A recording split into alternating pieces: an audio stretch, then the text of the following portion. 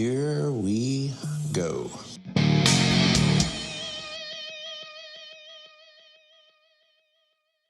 Hey, Rob and Joe, Congresswoman Luna here. I just want to personally reach out as the chairwoman of the Task Force on Declassification of Federal Secrets and who has been launching and conducting the investigations into the declassified files on President John F. Kennedy's assassination. I wanted to personally congratulate you guys on the release of your 400th episode. It is incredibly important work that you guys are doing, especially in discussing this on the Lone Gunman podcast. So you have my complete respect and admiration for everything that you're doing. Thank you so much, and I look forward to seeing you guys soon.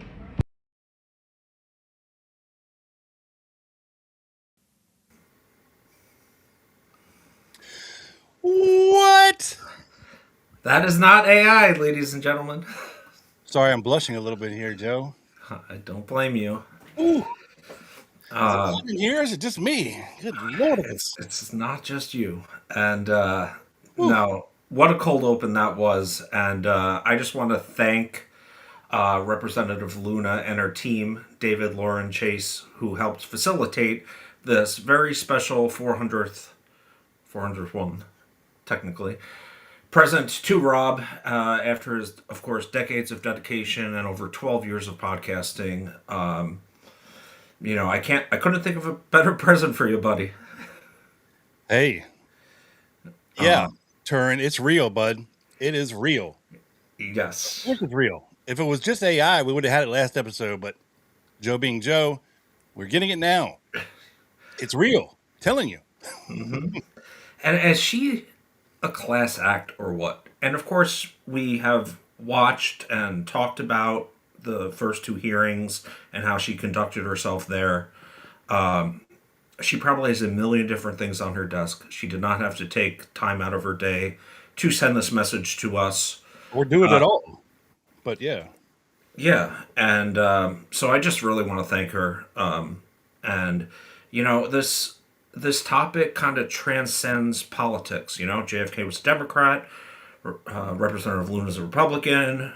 We are something. It doesn't matter. We're trying to get justice. Trying to get justice for a beloved man, John Fitzgerald Kennedy, and really appreciate her effort into learning this very nuanced and complex topic, because it is not easy, Rob. No, I mean, she probably went from very basic knowledge to a lot of different things. And of course, it's very hard to get, taking all this information at once and parse it out and figure out what's real, what's not. And she has gotten some things wrong, but she's gotten a lot of it right. And this whole task force thing for declassification is bipartisan, right? She just happens to be leading the task force. And, I'm glad it's somebody of her caliber and her ilk, her makeup is doing it. And yeah, we just thank her immensely for the props. Like you said, she didn't have to do it. And, but she did, and she's awesome. And we respect her and thank her. And, I couldn't be more thrilled. Yes. Pretty awesome. Stoked. Pretty awesome. We are. Stoked. So that is our successful cold open. Now, hang on, Joe. I got to watch this again. Hold on, man. Yeah, do it again. Sure. Yeah, why not? Yeah. I mean, why not? We weren't expecting it. I got to see it again. It's only 30 seconds long. You got to see it again. Hold on.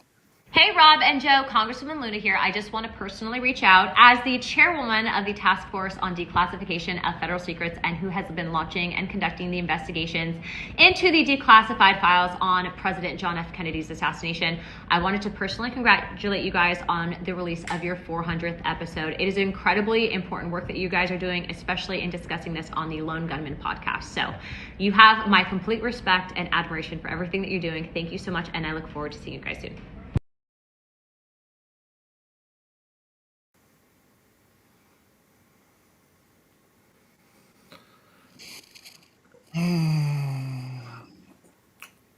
This podcast crossed those lips, Joe.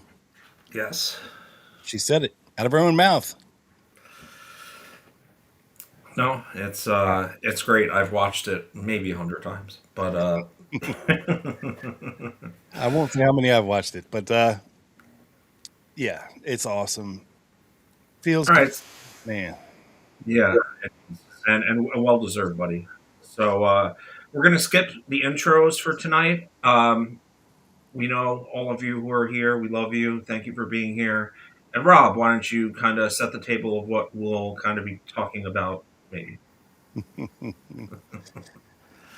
Yes. Yeah, just welcome in everybody. We are going to cut right to the chase this evening and get right into what we're going to be talking about here tonight, which is going to be we're going to be talking Frank Sturgis, of course, and some Ross Crozier. I think Ross Crozier is somebody who doesn't get looked at enough. And when we say the name, the guy that was in charge of the DRE before George Joanides, but we're going to take a little bit of a deeper look at him because all of the stuff leading up to 1963 was Ross Crozier. Joanides kind of came in at the end, at the beginning of 63 or even a little after, and kind of had to deal with all of the stuff that had just happened with the DRE and between the DRE and the CIA. Yeah, the drama that the DRE was creating. Yeah, and again, Frank Sturgis has nothing to do with the DRE or Ross Crozier or anybody else like that. But these are just two separate things we're going to be looking at here this evening.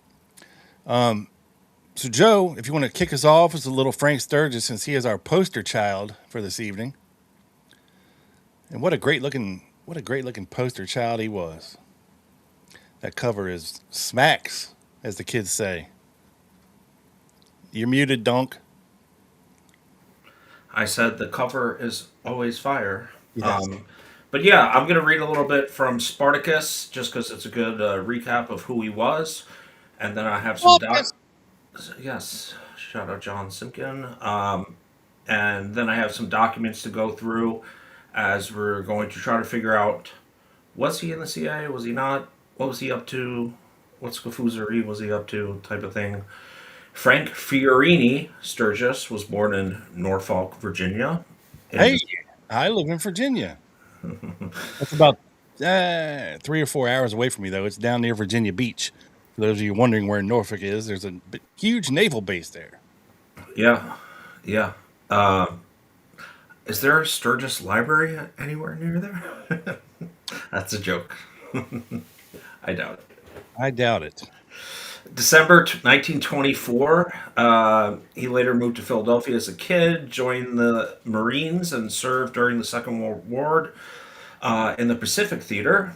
After the war, attended Virginia Polytech before joining the Norfolk Police Department. In 1948, he became the manager of the White Horse Tavern. He also served in the U.S.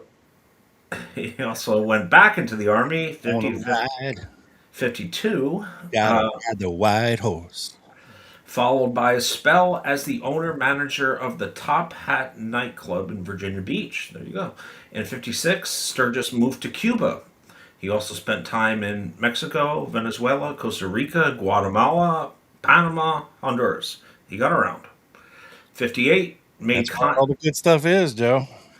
58, he made contact with the Central Intelligence Agency at the U.S. Consulate in Santiago, Cuba.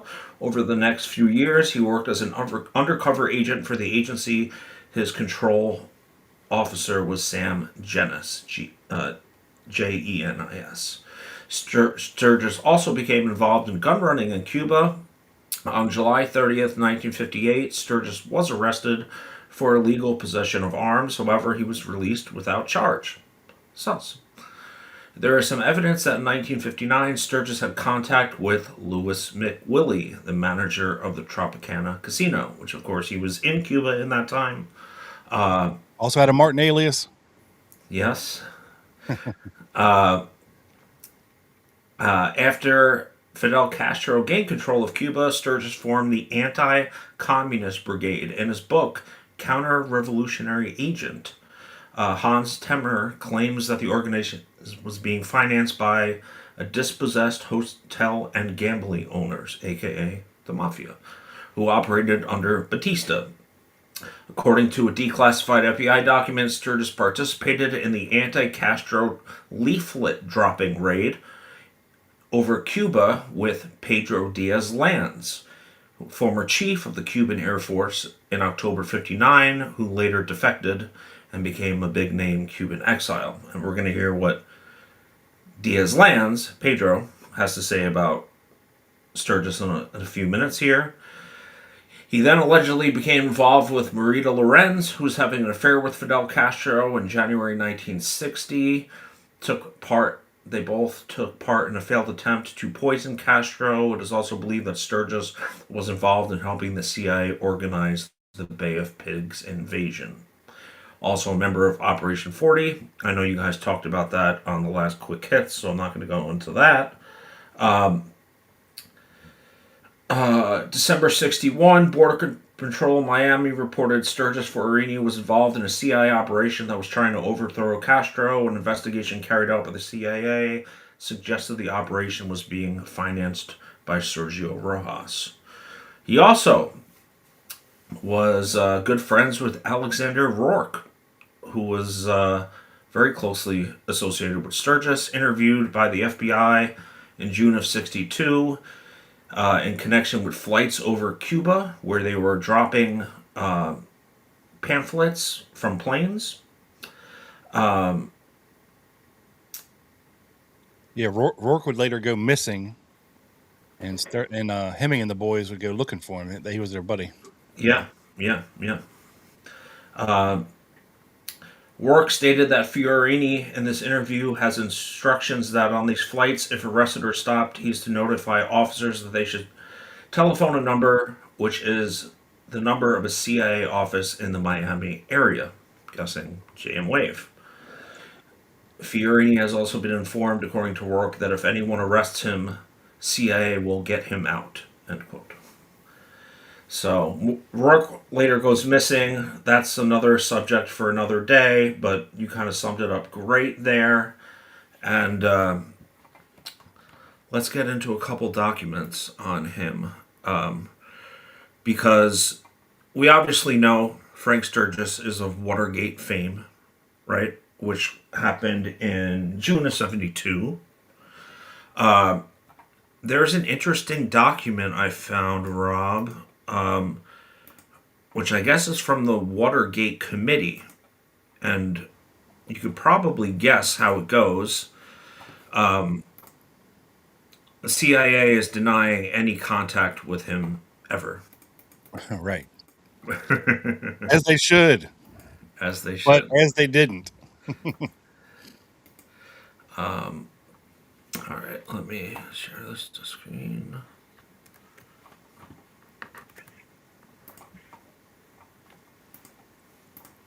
Oh, I need to orchestrate this for you. Let me pay attention. Yeah, it's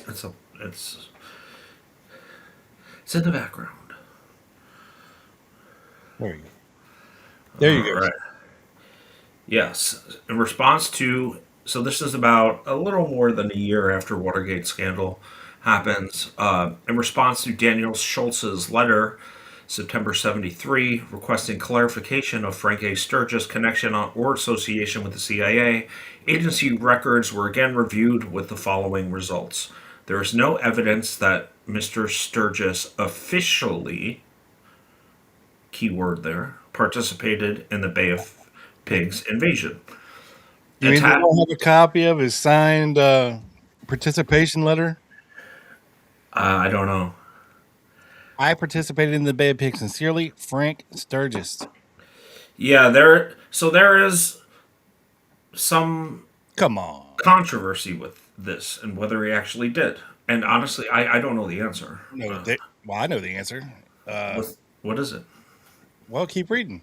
Okay. Attached is a copy of an article which appeared in the Washington Post May 14th, 1961, concerning columnist Jack Anderson's interview of Frank Fiorini Sturgis, in which Sturgis tells of his role in the Bay of Pigs invasion and the activities that Mr. Sturgis might have been engaged in relation to the Bay of Pigs invasion is in no way connected or authorized by the CIA. Also attached are articles by Jack Anderson, which appeared in the Washington Post, Miami Herald, August 62, in relation to Sturgis's activities against the Cuban government. And another article published in the Miami Herald on 16 September 1963, which shows that Sturgis was acting without authority of the U.S. government. Yeah, I mean, he was actively recruiting for Brigade 2506, and if you think that he wasn't there at the Bay of Pigs, you are wrong, folks. He was definitely there. Okay. Our files indicate that Mr. Sturgis was friendly with persons who were contacts of CIA, while Mr. Sturgis may have not been aware that these persons were contacts of the CIA. Mr. Sturgis was not involved in operations sponsored, approved, or funded by this agency. This is what you call disavowed by the CIA, hence the name of this episode, folks. Yes. I mean, cover your ass in full form right here, right? Oh, yeah. Most of this information on Sturgis available to this agency is contained in FBI reports concerning his numerous exile activities. Now, Joe, let me tell you, there were a lot of FBI files, 75,000 of them to be exact, on Frank Sturgis and his activities. A lot. Yeah. Yes. But pray continue, sir. Okay. I think this is a couple months later. Following this information from further review of Fiorini's official file in response to Schultz's inquiry to the agency, there are 4 volumes to Fiorini's 201 file. Huh. And I can tell you that a volume is a big thing. Yeah, I'm sure it is thick. They are Yes. thick. Yeah. I went through boxes at the archives. A volume is big, like multiple folders. Yeah. Yeah. The majority of its content being reports from the FBI dated from 58 through April 69. Agency information includes a cable from Santiago de Cuba dated January 7, 1959, stating Fiorini claims to be chief of the 26 July arms buyer, Miami, and willing to cooperate 100% in supplying information. The cable stated it's possible Fiorini may lose value to the rebels, but believe worthwhile CIA endorses his staying on.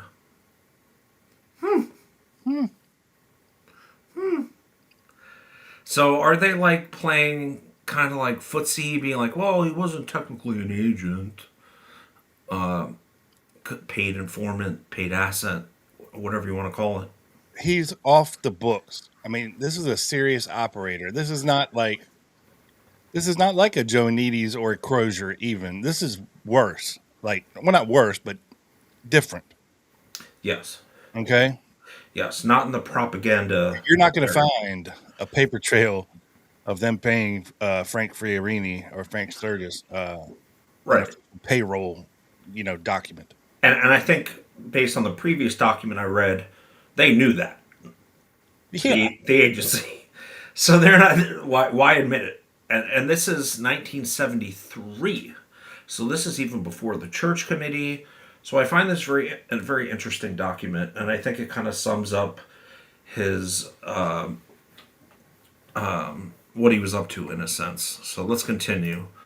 Let me go back here. They replied that Fiorini had been under FBI investigation for possible Registration Act violations, and base should deal with Fiorini under strict redacted cover and not make any connections which might later be construed as U.S. government approval for his activities. Yeah. Wish to reiterate here that Fiorini was never employed by the CIA. Okay, again, the wording, employed. I can believe that. Paid? Yeah. I don't know. I think they're they're being really cute with it here, as they are in a lot of these documents we read. The following is worthy of note. Fiorini was involved in the December 61 leaflet dropping flights over Cuba. This is with Diaz lands, and I believe with Rourke as well. The FBI queried CIA about allegations that the flights by Fiorini and Rourke, Alexander Rourke Jr., were entirely supported by CIA, with CIA arranging air sea rescue, and that all of Fiorini's actions were known to the CIA Miami and his activities being done on CIA instructions. Headquarters CIA was satisfied, allegations not true. I'm sure they were satisfied, but troubled in view that the fact that Fiorini was in contact with CIA Rep Florida, who used the name Barker. Bernard Barker? Possibly. Who supposedly gave Or Fiorini. Bob Barker. Of The Price is Right. Yes. And my Price is favorite. wrong, bitch. Yeah, that's a great Happy Gilmore quote. And my favorite joke I make about Bob Barker is, you know how they used to spin the wheel? Yeah. What's the highest thing you could get? $1. Not 99, technically, I think. Mm. Well, he died at 99, I think, Oh. a year or two ago. So he spun the wheel correctly. Sorry for that. Phone number. Let me go back. Barker, who supposedly gave Fiorini phone number for CIA Miami office. Fiorini was to call this number if he was arrested or stopped on flights, and CIA would, quote, get him out. These Cuban overflights were not authorized by CIA, and the FBI was alerted to fact it was not CIA operation, of course. But they could get him out. Yes. And note to self, all the shit the FBI had on this dude, he didn't spend a day in jail until Watergate. Right. And they had to do something then because it was so public. But Yes. yeah. Yeah. Barker was generally known in Miami Cuban exile community as a CIA source. Since Barker was a close friend of Fiorini, Barker, shortly before the Bay of Pigs invasion, was asked by CIA to attempt to obtain from Fiorini information concerning his activities. Barker met with Fiorini several times a month from fall of 61 to July of 62. Okay. And again, his handler is Sam Jennis, Yeah. who is Jose Joaquin Jose Perdomo San Jennis. Mm-hmm. Okay, that's his FBI handler, by the way. More on him later. Barker insisted when queried by a CIA officer that he never reveal classified info or operational data, including JFK phone numbers, to Fiorini. Fiorini told Barker that the leaflet operation was conceived by Sergio Rojas. Headquarters cable, JFK, dated July 62, stated that Rojas had been non-operational since February 62. Okay. So now let's hear what Pedro Diaz-Lanz had to say on Frank Sturgis. And just a little, for those who might not know who Pedro Diaz-Lanz, I kind of alluded to it earlier. Born in Cuba, 1926, died in 2028, Miami, shocker. Was chief of the Revolutionary Air Force of Cuba under Fidel Castro. Did you say he died in 2028? 2008. Oh. Yeah, sorry. I was going to say, do you have a crystal ball or something? What are we doing here? No. Right, continue. Okay. But it was chief of the Revolutionary Air Force in Cuba under Castro before and after the Cuban Revolution. He later became disaffected with Castro, defecting to the United States and attempting to overthrow him. So he was born to a rich family. Blah, blah, blah. He joined Fidel Castro in 1957. Like I said, later... He's been accused of being one of the assassins as well. Yes, yeah. So on July 59, it didn't take much time, Diaz arrived on U.S. shores and requested political asylum. On July 10th, he testified before the United States Senate Subcommittee on Internal Security in a closed session. Later, a few days later, appeared in an open session. In October 59, a couple months later, he carried out one of the most notorious acts, flying a twin-engine bomber, reported as a B-25 or B-26, departing from Florida over Havana while dropping anti-communist leaflets with his brother Marcos Diaz-Lanz. By April 1960, he was recruited by the CIA and became a member of Operation 40, group of CIA operatives who specialized in carrying out secret anti-Castro assassination missions and acts of sabotage, and he goes on and on. But I just wanted to lay that table. So let's see what Pedro Diaz-Lanz has to say about Sturgis. Diaz-Lanz was interviewed and furnished the following information. September 11th, 1961. Diaz, one-time head of the Cuban Revolutionary Air Force under Castro, fled from Cuba and denounced Castro and presently resides in exile in Miami with his family. Diaz says he has been acquainted with Frank Anthony Sturgis for several years. In fact, Sturgis was an officer in the Cuban Revolutionary Air Force when that organization was headed by Diaz. Diaz describes Sturgis as an ardent anti-communist, but an individual who was primarily concerned with having a good time in life. He was a ladies' man, Rob. He never met a good time he didn't like. Diaz stated that all of the newspaper stories which have been printed concerning Sturgis have been grossly exaggerated, and those were the Herald and the other couple articles that I referenced in the previous document here. He said he knows that Sturgis, during the early part of 61, had accompanied a group on a boat which was going to Cuba. However, the group was unsuccessful in landing in Cuba, and he knew for a fact that the leader of the expedition was Victor Panique, known as Comandante Diego, had told him the expedition was unsuccessful in landing. Diaz said... Bay of Pigs shit right here. So yeah, Diaz said an article had appeared in a newspaper or magazine in which Sturgis had said the landing had been successful. However, Diaz said that after the admission by Panique, he confronted Sturgis with this information, and Sturgis admitted the group had not actually gone on shore. Diaz describes Sturgis as an individual who has always wanted to appear to be a hero, has sought and gained a lot of publicity, which has helped Sturgis to accomplish one purpose, and that is to be popular with the female sex. now look, I'm sure this really bothered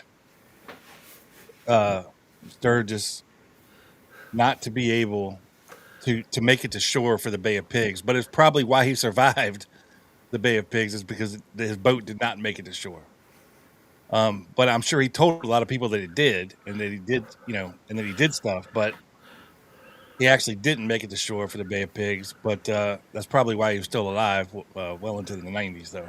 Right. And when we talk about the grift, which we have talked about a lot before, he was also trying to raise money. He, what's the group that he did? He did it with Felix Rodriguez and another Bay of Pigs guy. The Cuban Exiles what is it? I don't know. I have it somewhere. But he was also trying to make money off this too. Yeah, there was the Anti-Communist Brigade or something like that. Yeah. It was something like that. Thank you. I mean, they all sound the same. He's down there in the shit. Like he was fighting in the hills of Cuba with Castro. Originally, and then once Castro came to power and he turned into this communist dictator, that's when the tide turned a little bit on everybody's view of Castro. But right, because it wasn't always apparent that he was going to be super pro-communist. Right. Initially. during the later mid days of the revolution, if you will. Yeah. Diaz stated that he read the article, which we talked about earlier in the Parade magazine, written by Jack Anderson, and whereas the article referenced to Sturgis as an individual who had participated in the Cuban invasion of April 61, Diaz knew that Sturgis had not participated in this invasion.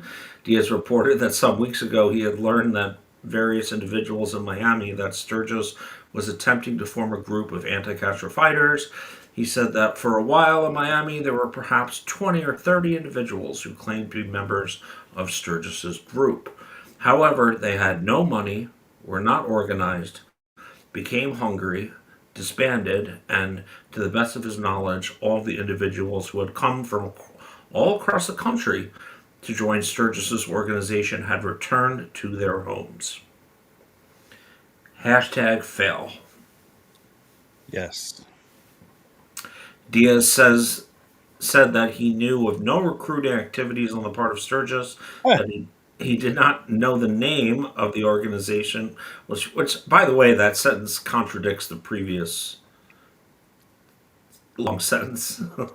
Yeah. It might not have been successful, but maybe he didn't have knowledge of it, I guess. Who knows? That he did not even know the name of the organization which Sturgis had previously attempted to organize, and that to the best of his knowledge, the organization had never really developed but had failed almost simultaneously with an attempt to organize.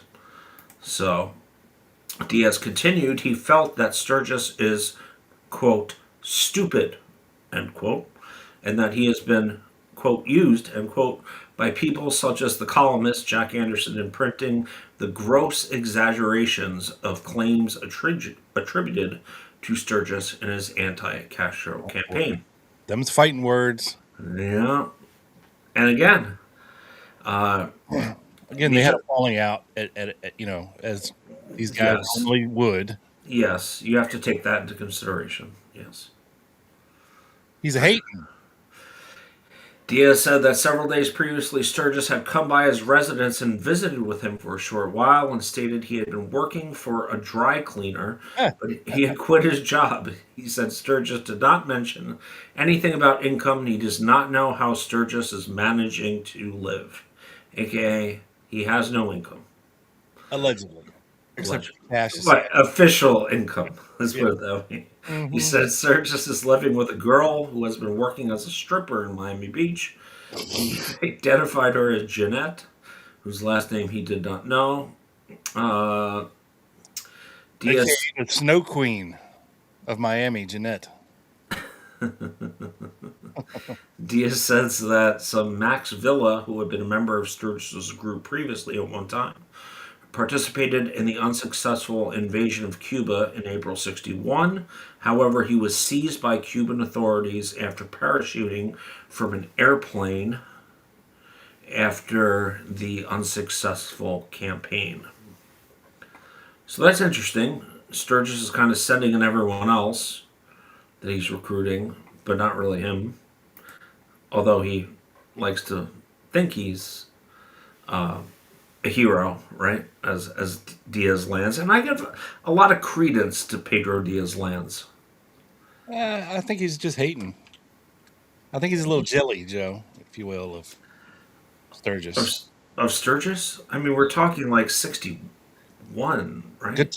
We're talking good time Frankie here. I mean, come on, man. He was jealous of the women? No, I think he was just hating on him because he's American and getting credit for things that a lot of these other guys were getting ignored for. Newspaper articles written about him, multiple. Yeah. I think 3 of them, yeah. So this is another document from December 1960 on Frank Sturgis. This is an FBI document, but the CIA has no objection to declassification. So it's obviously kind of intertwined here. Telephone number ascertained to belong to Frank Sturgis. Ooh, you know what would be funny, Joe? If we called this telephone number live on the show and asked for Frank Sturgis. I I doubt it's still active, but it'll probably be some old girl lady from Florida. Hello, Uh, is Frank there? Who? Frank who? Fiorini. Never heard of him. yeah, you never. It could be a good exercise. At least it'll be funny. Yeah. Sturgis owns a house in MM, and I can't figure out what MM means, and it's referenced a bunch of times here, so I apologize about that. Has a total of about 20 young Americans and Cuban residing there, preparing for an independent invasion of Cuba. This group has what is it? M-1 rifles, carbines, 45 caliber pistols, uniforms. Sturgis claims to have automatic weapons, but not at his residence. Blah blah blah. His group does infantry work. Sturgis claims his group will leave MM in one CR 2 weeks on this boat to attack Cuba. During the past 3 weeks, Sturgis has recruited about 5 Americans from groups maintained by Rolando Rojas, former Cuban senator. Sturgis has been contacting another Scafuza, former Cuban private minister, for a donation of money to buy 2 boats to transport this group to Cuba. So far, the senator has not contributed. Last week, Sturgis men were hungry and solicited food donations from Cuban grocery stores in MM. I don't know if that's Miami. That's my guess, but Yeah, they're that would be my guess too. they're obviously not. Land Miami, maybe. I don't know. Yeah, they're obviously not living like Roca and Silva. Josh says Metro Miami. Yeah. Oh, okay. That's thank you, Josh. Sturgis has been seen at different Cuban hangouts, soliciting backing. Uh, some more scafuzery. Mentioned in Telegram, contacted at Metro Miami, allegedly. Telephone, requested interview to be postponed until tomorrow morning. I don't know why I put this in the thing. Sorry about that. So this is the CIA file on Sturgis. It goes back to 1960, goes through 1962. I'm not sure how many of these files are FBI related files. I think they go earlier than 60 because I see a 59 right there. But Oh yeah, 59. I'm sorry that they're not in order. And I'm sure they even went back further than that. yeah, exactly. Yeah. But this is on the official whatever. So if you think that the CIA didn't know everything there was to know about Frank Sturgis, they did. Right. And then we're gonna get just I have one slide on it. That's it, Rob, for me to end. On Maria Lorenz, and this is a fascinating story. We're not going to get into it tonight, really. Maybe part 2. Maybe part 2. That's what I was thinking. And I had the pleasure of meeting Maria's daughter, Monica, and the 60th anniversary. She gave a really great presentation. We actually have a picture of me pretending to be Zapruder and her holding me up because, your boy does fall sometimes. But really nice girl. Lady, not girl. On April 24th, 1975, again, this is probably church committee, research was conducted in an attempt to locate a file in the name of subject. Office of Security indices were searched, and no file were located in the name of subject, Maria Lorenz, as being a CIA agent. This is, again, just what this document is saying. Office of Security indices were searched. The following names, Maria Lorenz, and the file of Frank Anthony Sturgis was also reviewed, and no reference was found to subject. But again, this is allegedly Sturgis recruited her on his own, and gave her the mission of killing Fidel. It was, again, plausible deniability for the CIA. Right. And of course, she could not go through with it. And, there's a later story about her and a kind of motorcade, if you will, a caravan, I guess is a better term, from Miami, right, to Dallas before the assassination. Yes, there is a story there. There is a story there. So you could take that down now, Rob, as that is my last thing on Sturgis, but I do have some things on Crozier. Maybe you don't have Let's these wait till Rob three. does his Crozier, and then if you have anything to add, maybe that would be a good idea. Well, that's what I was saying. I was saying they were at the beginning of the PowerPoint, so I'll let. Uh-oh.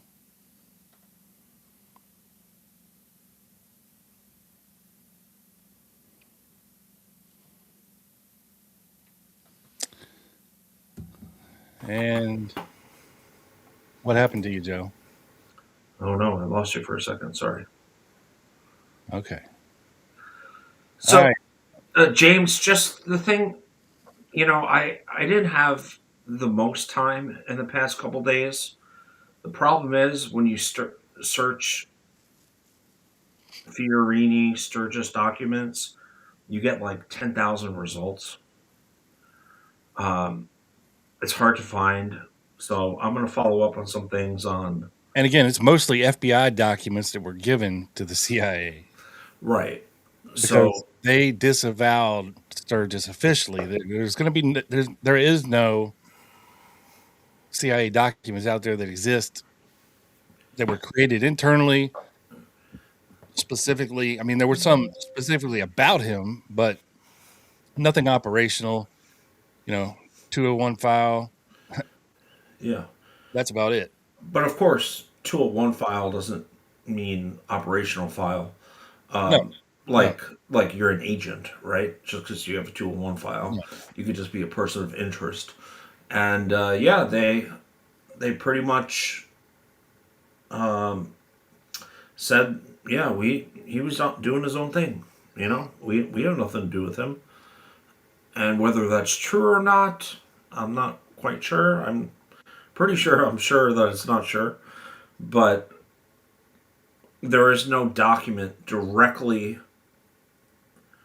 uh, relating his CIA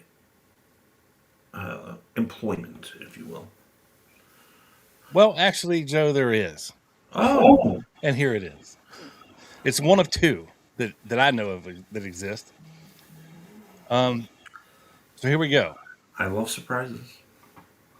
Subject: Sturgis Frank Anthony Fiorini, aka on 20 July 76. Now, this is, of course, much later in the timeline. SAG delivered certain materials to the Office of the General Counsel relative to a request from the DOJ from original materials relating to ITT Chile. Now, this is, of course, is the beginnings of the HSCA. They're starting to dig. Okay. Among the materials given to the OGC was the number attached, which was retrieved from a Watergate file captioned 7th floor material. At the time of delivery to the OGC, with the concurrence of the Director of Security, it was pointed out that the document is unclassified and contains a statement by the originator, James R. Schlesinger, a former DCI, that in his discussion with William Colby, Colby stated, and I quote, Sturgis has not been on the payroll for a number of years, end quote. Okay. Okay. It was pointed out to OGC that this statement is in direct conflict with prior agency public releases concerning Sturgis to the effect that he has never been connected with the agency in any way. Sincerely, Jerry G. Brown, the current DC SAG. Okay. Okay. So, It's pretty definitive. just saying.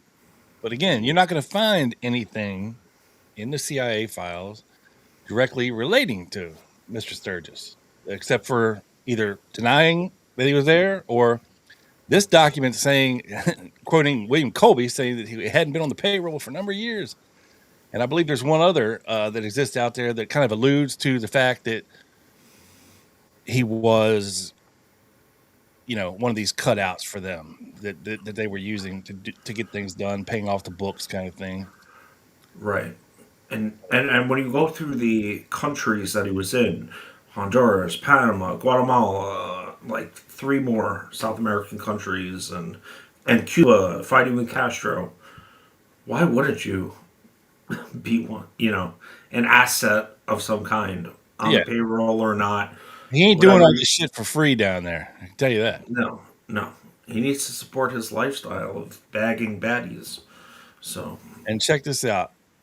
Um, this is a crowdfund request, an old one from Muckrock, uh, trying to raise money to get the 75,253 page FBI file on Frank Sturgis sent to them. Which 75,000. it would cost $2,600 for this file. They raised 201 down here in the bottom right corner. But what it says is Frank Sturgis was more than just a Watergate burglar. His 75,000 page FBI file is more than 4 times as long as the FBI file on Watergate and twice as long as the combined Watergate and Kennedy assassination FBI files. Yeah, you heard that right. Most of these pages have never been released, and if they were released, it was in a highly redacted form. The file covers his paramilitary activities in Cuba, his ties to assassins and plots, accusations about involvement in the Kennedy assassination and meeting with Lee Harvey Oswald, say what?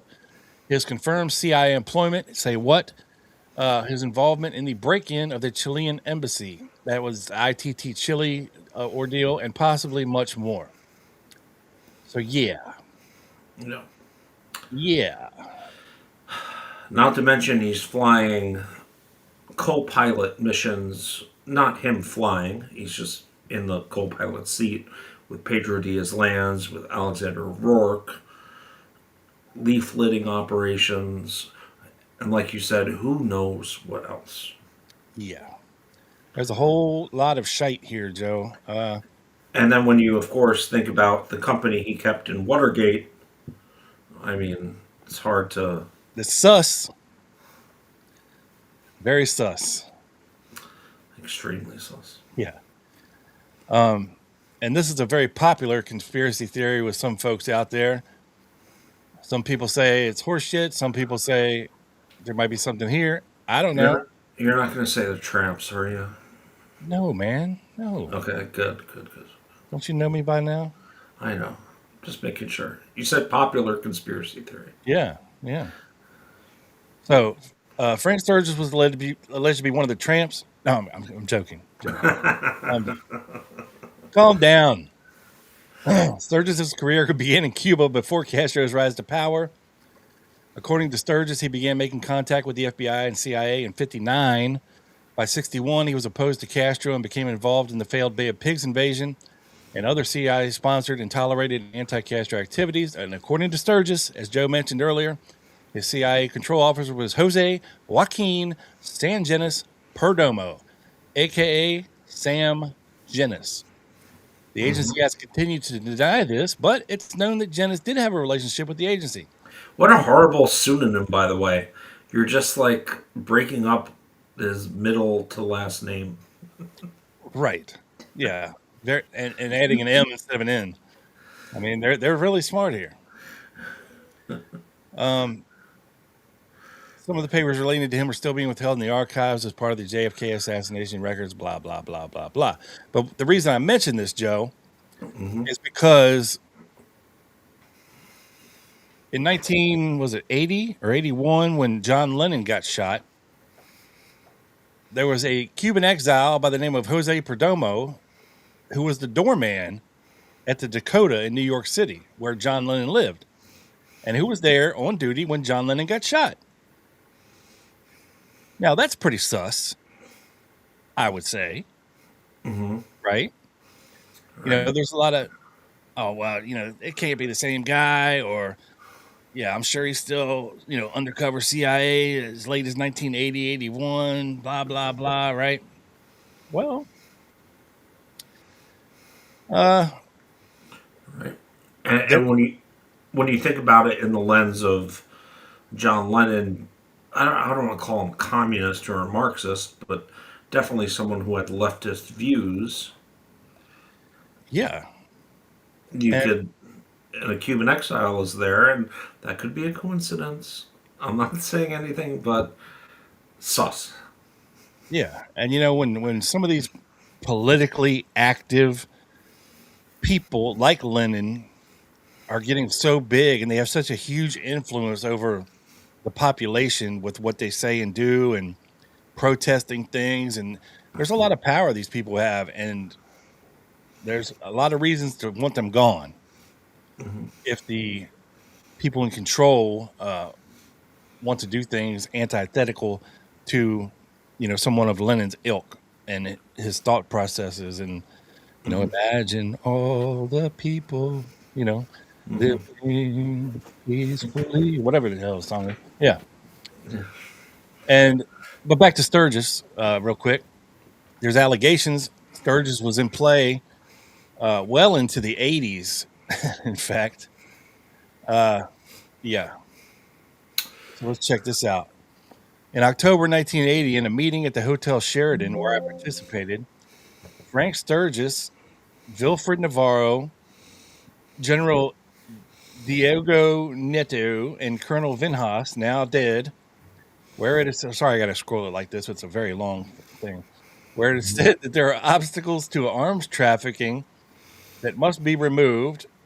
Then there is another jet also at the Sheraton Hotel where, among others, hang on, Joe, I got to reset the typewriter ribbon.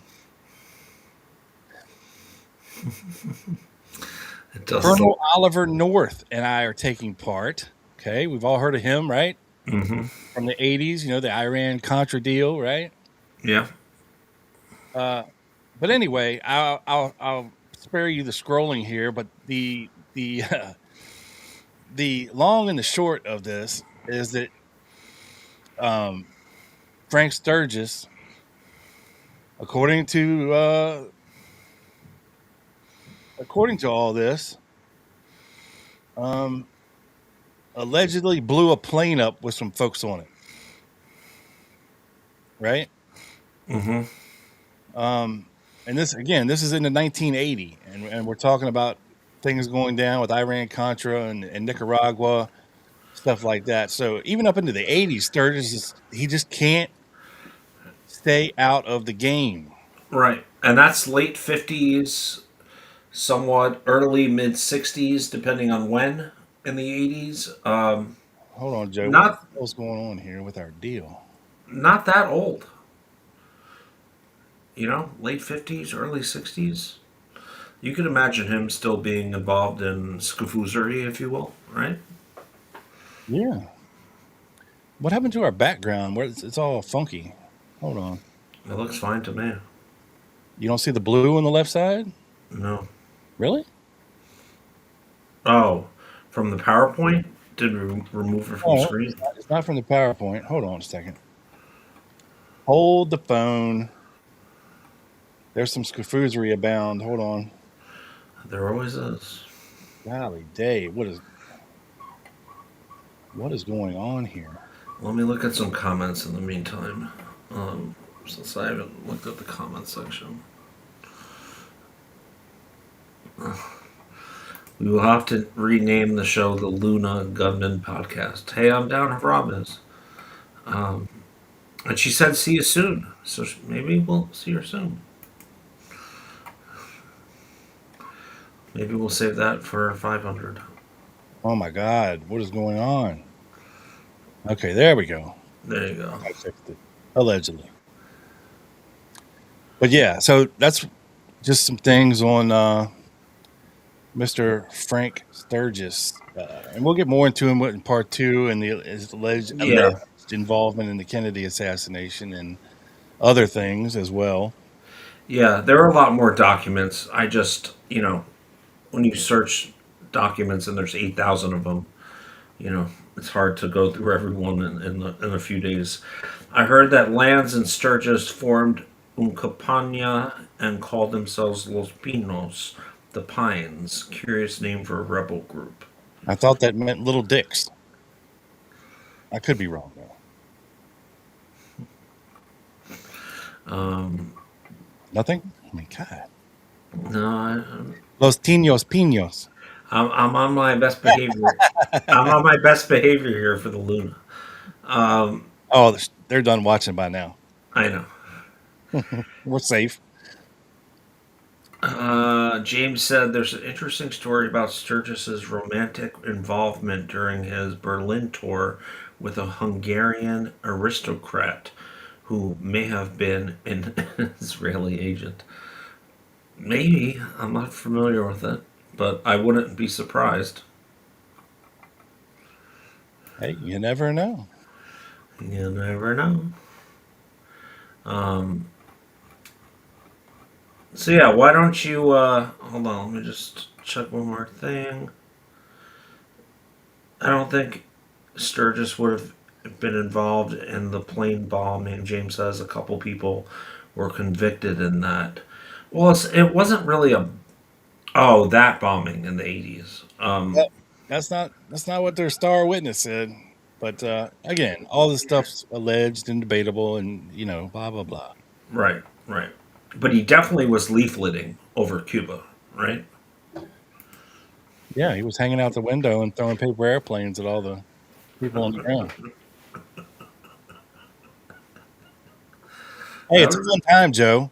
that would have been kind of fun. It's a fun time. We love Right, you long time.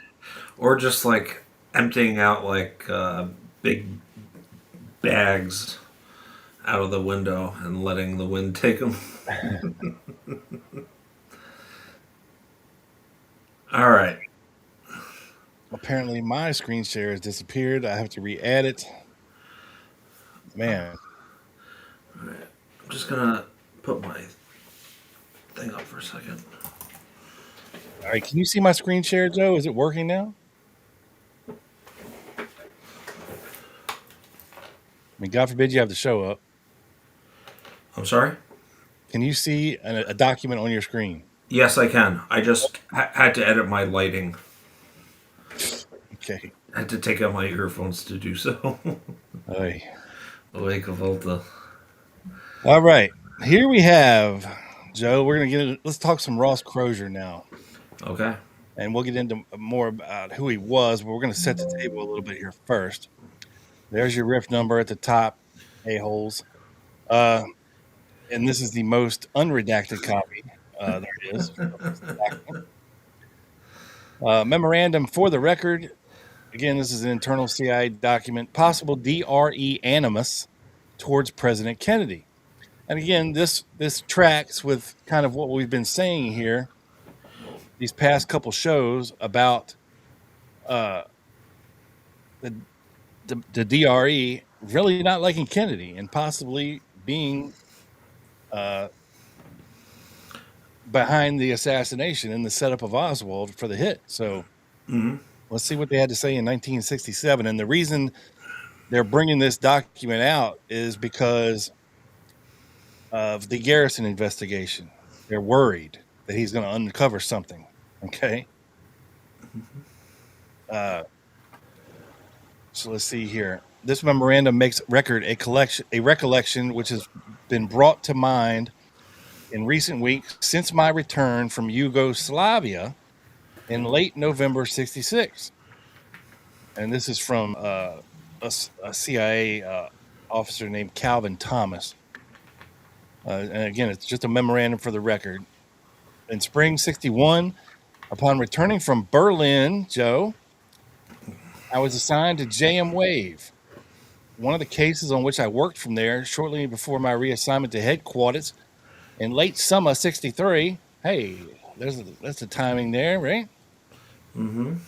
Concerned funding of overseas elements of the DRE, which had its main office in Miami.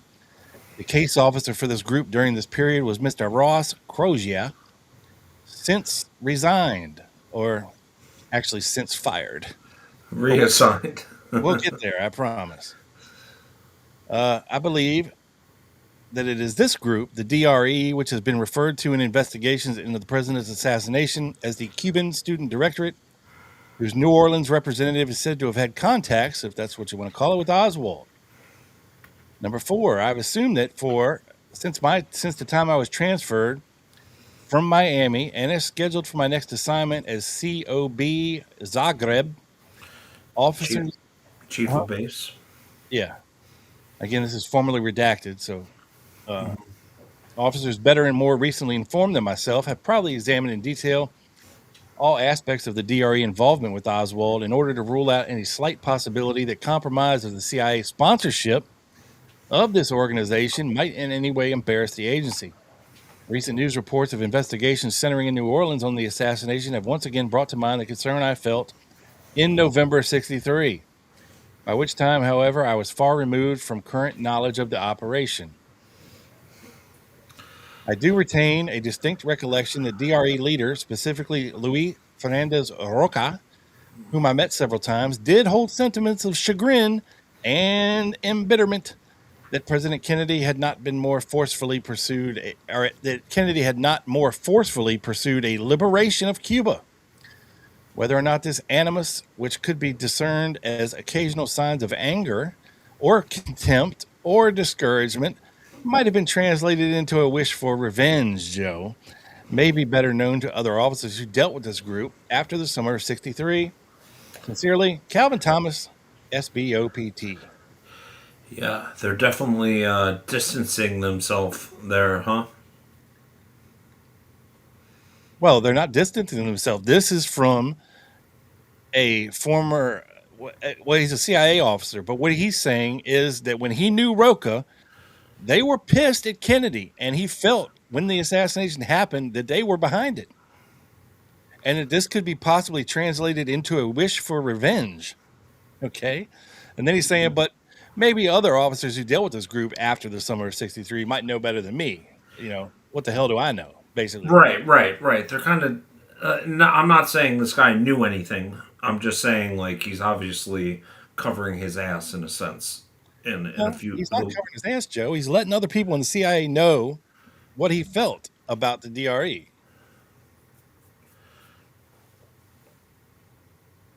Okay. Are we watching the same show here? Yes, we are. Okay. Just making sure. I was just trying to discern, like, what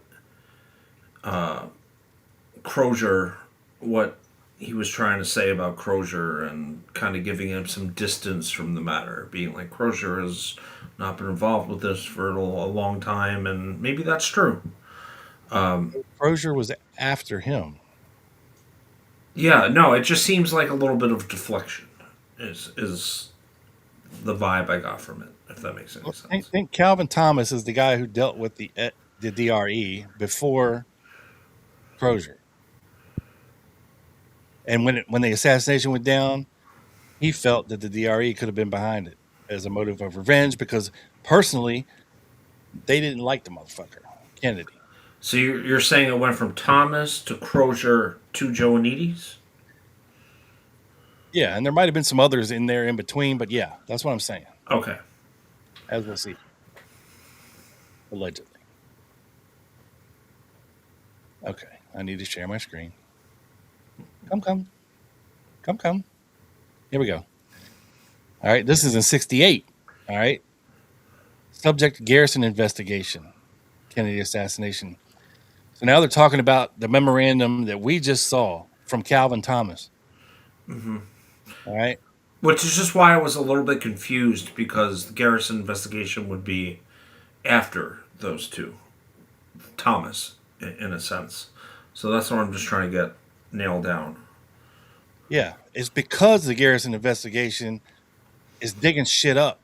All right. So Calvin Thomas is just letting the CIA know that because of the Garrison investigation, here's something you might want to know. Right. So he's writing a memo years later. Years later. Okay. Thank you. All right. Now this is '68. They're talking about the memorandum that Calvin Thomas wrote. And they say while there, he had read about the Warren Commission's investigation and had noted the pre-assassination encounter in New Orleans between Brenier and Lee Harvey Oswald. He recalled his own dealings in Miami with the DRE, a CIA subsidized group. He considered the DRE members whom he knew to be unpredictable and untrustworthy. All right. We know that to be true. He speculated as to whether DRE elements could have been involved in the Kennedy assassination. Okay. He recommended that the CIA investigate this possibility if it had not already done so. Thomas was assigned to Miami JMWave from July 62 to August 63. Neither CI, RNA, nor SB has retention copy of the memorandum, but Mr. Thomas is still at headquarters. All right. Okay.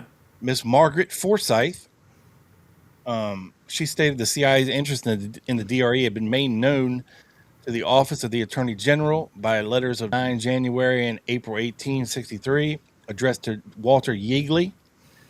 The earlier letter said, in part, the DRE is of interest to this agency, which sponsors and supports its propaganda and intelligence collection activity in the Western Hemisphere. As the DRE is not a group under complete agency control, the above does not ensure that they will not undertake isolated paramilitary operations without prior notification. Again, like I said before, I pointed out the wording. It is not under complete agency control. Correct, because the DRE was doing shit off script, if you But will, they're- when it came to operations. Right, but they're still paying them. They're still paying them, they're still funding them. But again, you remember in late 62, they were called to the carpet by Richard Helms. They were brought to Langley headquarters and berated. Yes, dressed down. I mean, they were. This is like, what do you call it? Basically saying that, hey, yeah, we fund them and their propaganda, but not their operations. They kind of do things on their own here, and we don't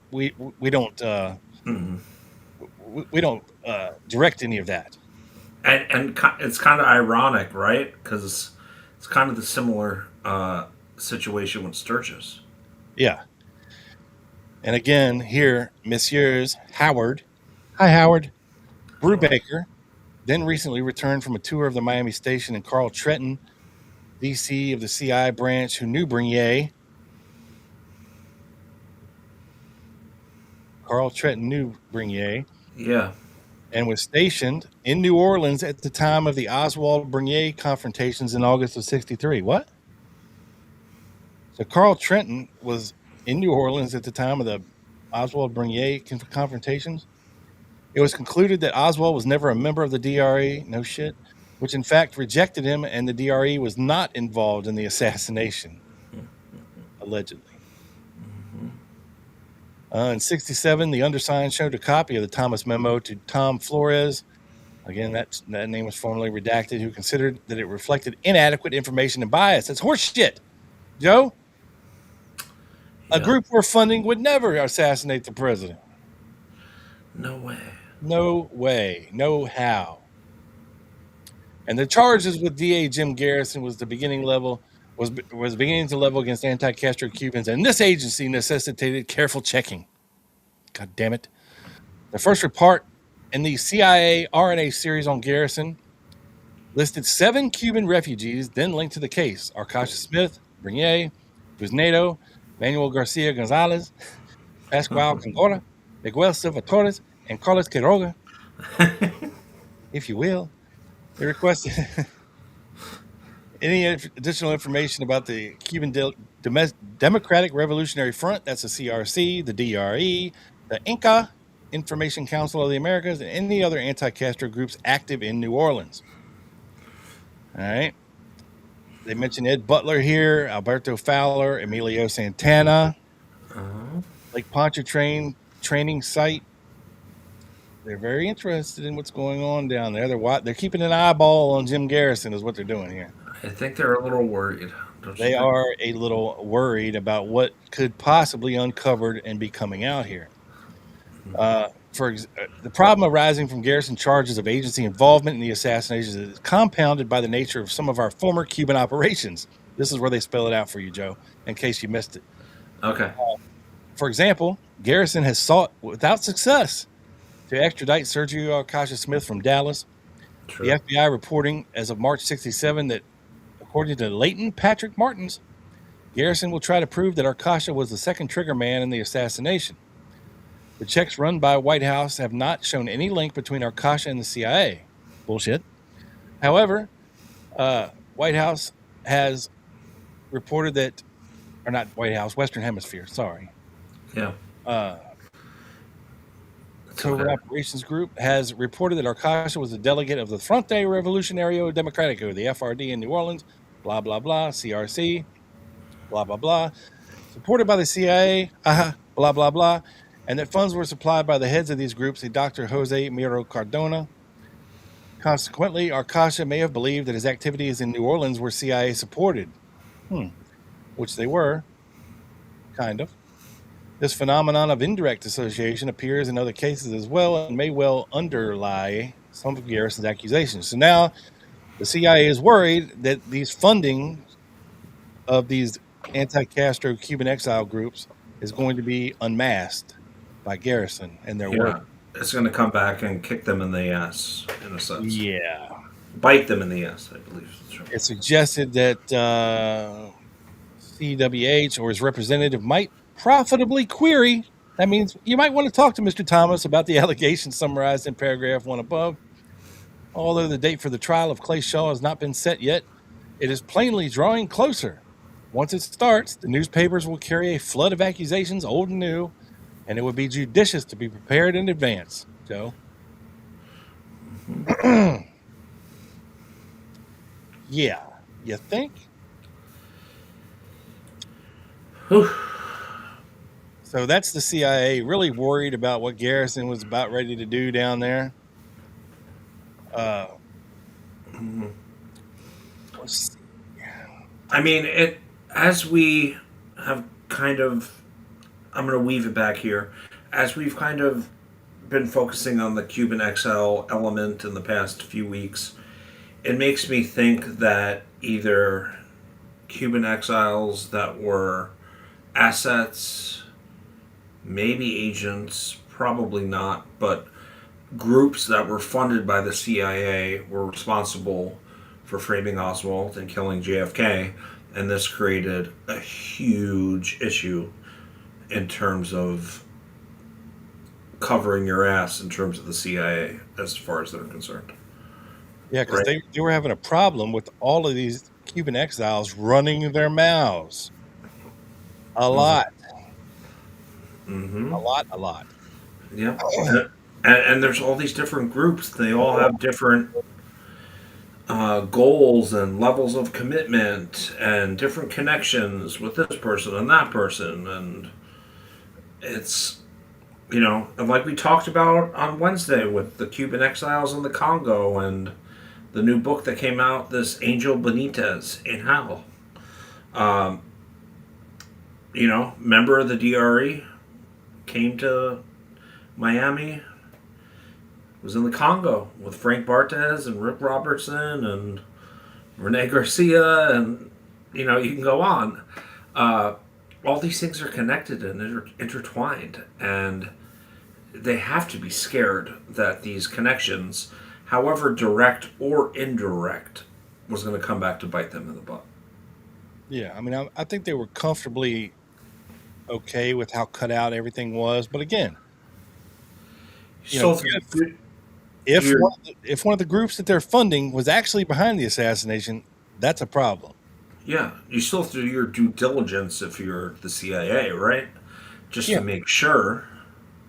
One would think that Bernier would have gotten a little visit from somebody back then. Just saying. I'm sure he did. I am sure he did. If you know what I'm saying. Yes.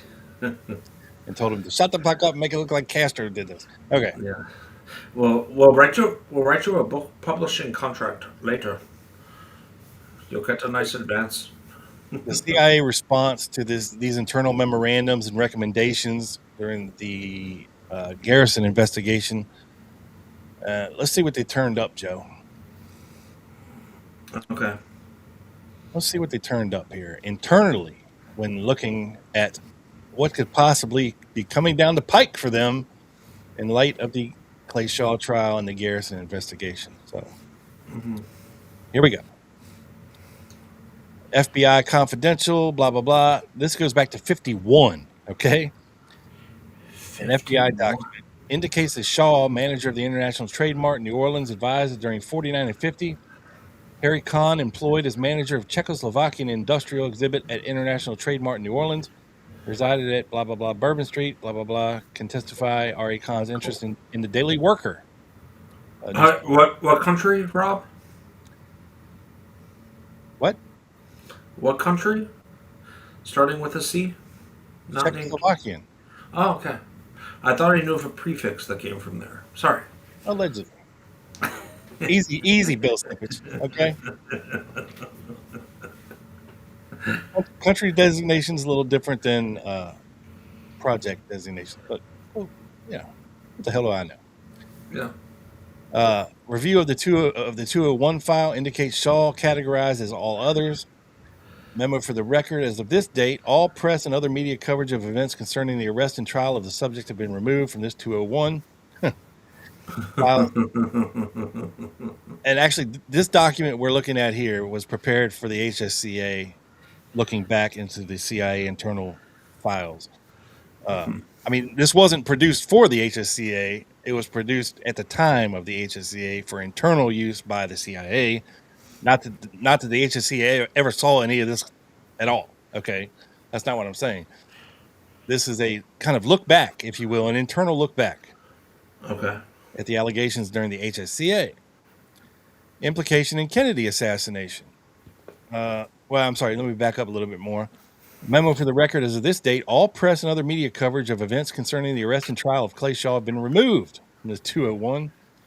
And files 3 through 16 retired to Record Center NCI ICG vault for storage. So apparently the CIA has their own vault.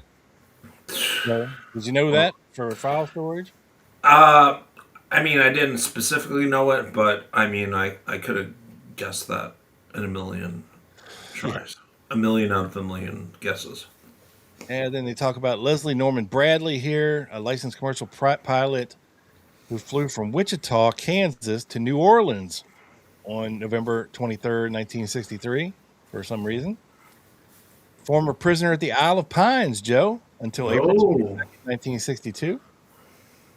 Possibly a Castro sympathizer. Bradley worked in New Orleans Lakefront Airport for several years in the 50s, i.e. probably knew Ferry. At the time of the assassination, Bradley at work at the Flournoy Flying School. Believed assassination done by the Cubans. So decided to go to Miami to confirm his convictions. Went to New Orleans first. It had been alleged that Bradley told the airport personnel that Clay Shaw had been helping him through donations. Bradley denied this, and he was questioned by the garrison investigators. Now, there are some interesting little factoids in that little paragraph there, Joe. There are. He believed that the assassination had been done by Cubans, so he decided to go to Miami to confirm his convictions. I would love to know more about that trip. But I'm going to go to New Orleans first.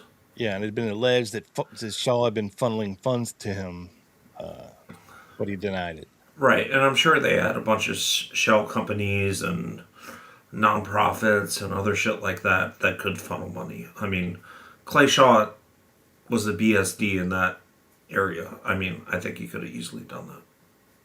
Yeah, we have never paid him. We have never remunerated him. Talking about Clay Shaw, contacts with Shaw resulted in 8 reports. Contact was Hunter Leak in New Orleans, CIA. That's who debriefed Shaw. Relationship as discontinued as shotgun approach to collection effort waived, and it became obvious that Shaw was becoming more and more interested in his private ventures, otherwise known as I can't, and less and less in the activities of the International Trade Mart. He resigned as manager in October 1st, 65. Internal memo indicates considered contacting Shaw's lawyers who were interested in talking with agency personnel who might be able to clear the, quote, smoke screen Garrison was raising, end quote. Yeah, I'm sure they would have. So again, they were worried that they were going to uncover the connections between the CIA and Shaw, as there was some, as Garrison was alleging, just not the kind that he thought it was, right? Correct. Shaw was a contact agent or asset who was paid for information when he came back from his international trips, where Yes, he would debrief him, and he would talk about things that he saw in different countries, how their systems worked over there, and all that jazz. Anything else he might have heard, whatever. Yep. And they did it 8 times. There was 8 reports written about it. About Shaw. Yeah, from Okay. debrief Shaw. Yeah, Okay. So not his first rodeo, not a one-off. right. They go on talking about Martins again. Leighton Martins was vice president of the CRC. Okay, but odd, he's a white boy. Martin's believed to have lived with Ferry and Shaw, shown Shaw's address as his own while attending the University of Southwestern Louisiana in Lafayette. See, that's interesting. Okay, because we know Leighton Martins was butt buddies with David Ferry, Correct. and he put Shaw's address down as his own while attending the University of Southwestern Louisiana in Lafayette, which is odd. Okay, He put Shaw's address down, not Ferry's address. correct. That's odd. That's a problem. That's weird. Now he might have been, a twink for both of them. I mean, I don't know. That's my guess. But Yeah, it's odd. Hey, Daddy, can I use your address while I'm going to college? Okay, thank you. thank you. Thank you. Can you get me a scholarship through your organizations? Thank you, Daddy. The visit of General Cabell to Cabell? Cabell, yes, Cabell. Yeah. Cabell. Okay. Not the mayor of Dallas, but his brother of the CIA, Okay. where he visited New Orleans to the Foreign Policy Association meeting in New Orleans, at which Clay Shaw, introduced the general in 1961. Casual contact with Shaw. We're not going to even touch that one. Did see Shaw socially on chance occasions in downtown New Orleans, during which time there was little conversation other than "How are you?" Mind if I? I'm sorry. Did not see Shaw at all after 65, presumably. Well, this is Hunter Leak from the CIA, who was in New Orleans, right? This is the guy that debriefed him all the time, but he would rarely see him out. Hey, how are you? How you doing? Allegedly didn't see him at all after 65 because Shaw had retired from the Trade Mart. I guess they didn't see each other down in the French Quarter there, Joseph, very often. And then they flamboyant Clay Shaw type parties, if you know what I'm saying. They didn't call him Hunter Leak for nothing. He could hunt a leak out and plug it. Oh my God. Hey now. We're supposed to be in our best behavior. Again, they're not watching this far into the show, Joe. Calm down. I know. I'm joking. Oswald involvement with the DRE, CIA personnel who may have some knowledge of the DRE. Paul Oberst of the Cuban Operations Group, or COG, if you will. Howard. Brubaker of the Cuban Operations Group. Carl Trenton, Trenton again coming up. Deputy Chief of Cuban Operations Group, who knew Brenier and was stationed in New Orleans at the time of the above incidents. Margaret Forsyth, who we read from that little piece before, of the Cuban desk, thoroughly familiar with DRE's operation.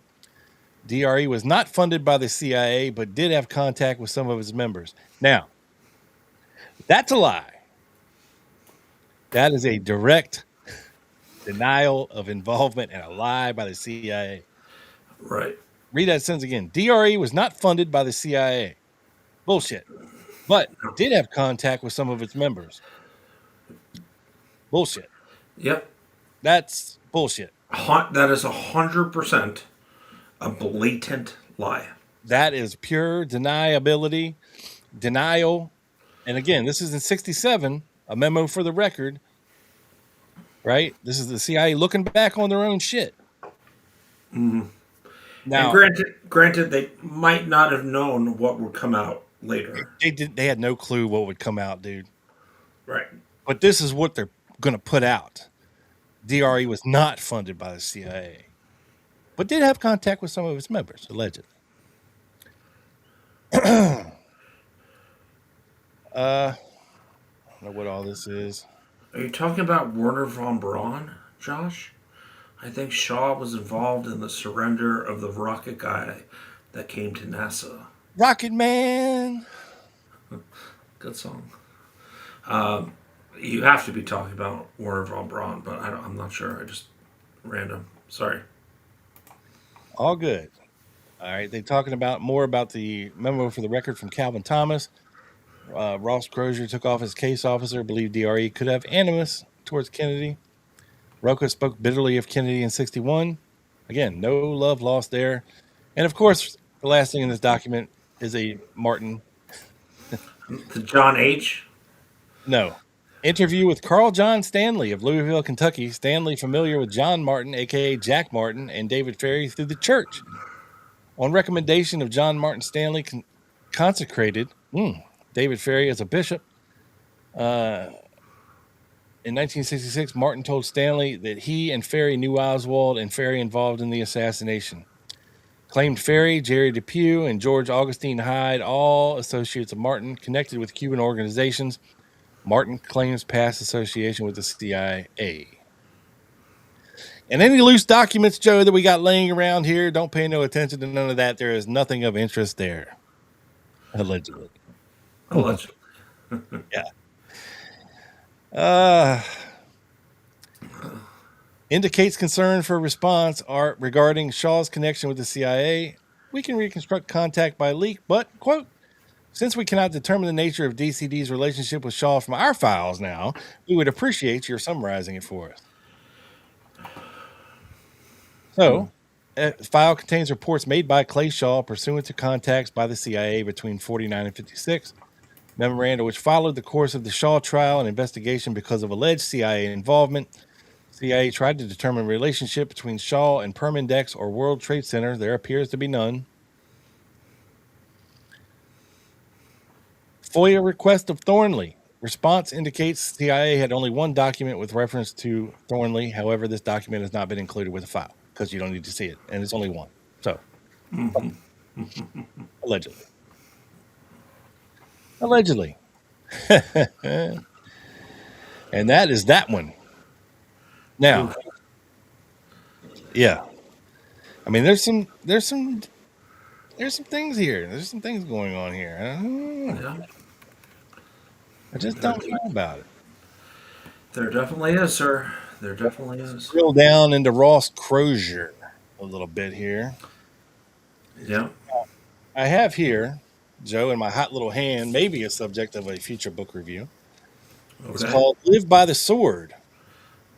The Secret War Against Castro and the Death of JFK by Gus Russo. And I'd like to read you a small excerpt, if you will indulge me, sir. I will, sir. Okay. Indulge away. Okay. Now they're talking about late throat. Huh? Let me clear my throat. Yeah. Here he's talking about Leighton Martins and Arkasha Smith. Okay. Okay. And apparently, Leighton Martins was interviewed by Gus Russo for this book. And it says, in a conversation with the author, recently admitted to being aware of the... Oh, I'm sorry. Arkasha was interviewed. Okay. Recently admitted to being aware of the Robert Kennedy letter. Although typically for Arkasha, declined to discuss it any further. After using the letter throughout the summer to solicit contributions, Martin says that my copy of the Robert F. Kennedy letter was stolen from my briefcase when I left it at David Ferry's apartment. Remember when I told y'all last episode that the CRC had a direct line to the Kennedys? That would be the White House and Robert F. Kennedy. Well, apparently they had a letter from Robert F. Kennedy that they would show people when they were soliciting funds, right? And this letter, at least Martin's copy of the letter, was stolen from his briefcase at David Ferry's apartment. Insert joke here.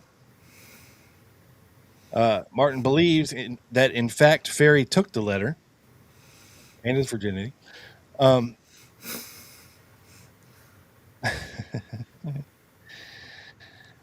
Feeling Martins should not have any reason to keep this kind of material because at the time he was leaving the CRC and returning to school, where he would go on to use Shaw's address as his home address. Collecting donations was only a small part of the CRC's role in New Orleans. The office at 544 Camp Street became a center not only for arms procurement for Bobby Kennedy's sabotage program, aka Mongoose, but for intelligence gathering from what remained of the Cuban underground back on the island. As one of the Camp Street volunteers told Gus Russo, quote, "This office became a White House priority because of the information that we were getting. We had the FBI at our disposal," end quote. Hence the reason you have all these CRC members snitching to the FBI about everything that's going on. Right. So that's their line, their lifeline back to the Kennedys through the FBI.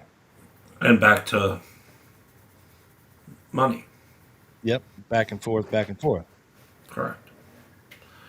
This intelligence included information so sensitive that Arkasha and his associates were allowed to continue their pre-Bay of Pigs direct line to both the White House and Robert Kennedy. The White House wanted to know about missiles, and apparently they had intel. Well, yeah. I mean, we've talked about the DRE and their information on missiles still in Cuba, right? And how that put up a big bunch of drama too, right? Yeah. Now, more about the missiles here. At the time, Miami-based CIA agent Ross Crozier was the liaison with the Miami headquarters of the DRE and the CIA. Crozier says the DRE was the first to report the missiles in Cuba and have that information ignored. So again, if you're part of the DRE and you're giving them good information about missiles and, they're like, whatever. Yeah. How are you going to feel? It's going to piss them off. Yes. And Ross Crozier was interviewed by Gus Russo in the 90s. Crozier says the DRE was, quote, I'm sorry, I already read that part. I was passing that information along, but it was like pouring water down a rat hole. Like it never got anywhere. I don't get that exact analogy, but yeah, it wouldn't be efficient.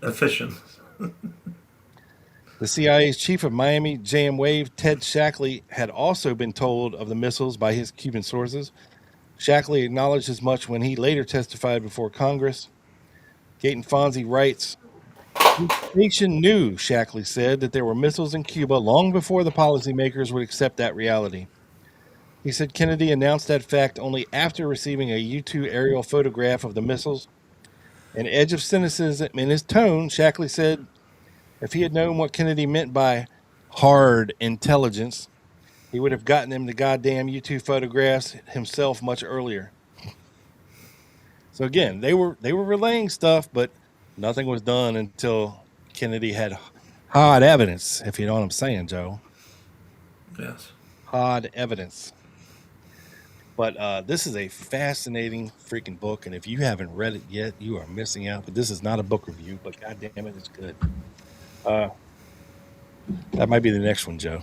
Yeah, that's not a bad idea. All right. Pray continue, Rob. Okay. Here we go. Now let's drill down a little bit on Mr. Crozier.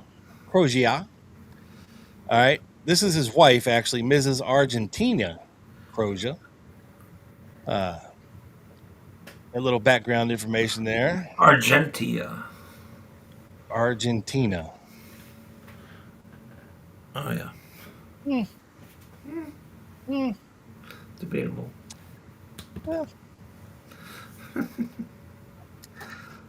And by the way, this is how you got paid by the CIA. Well, at least their receipts of it anyway.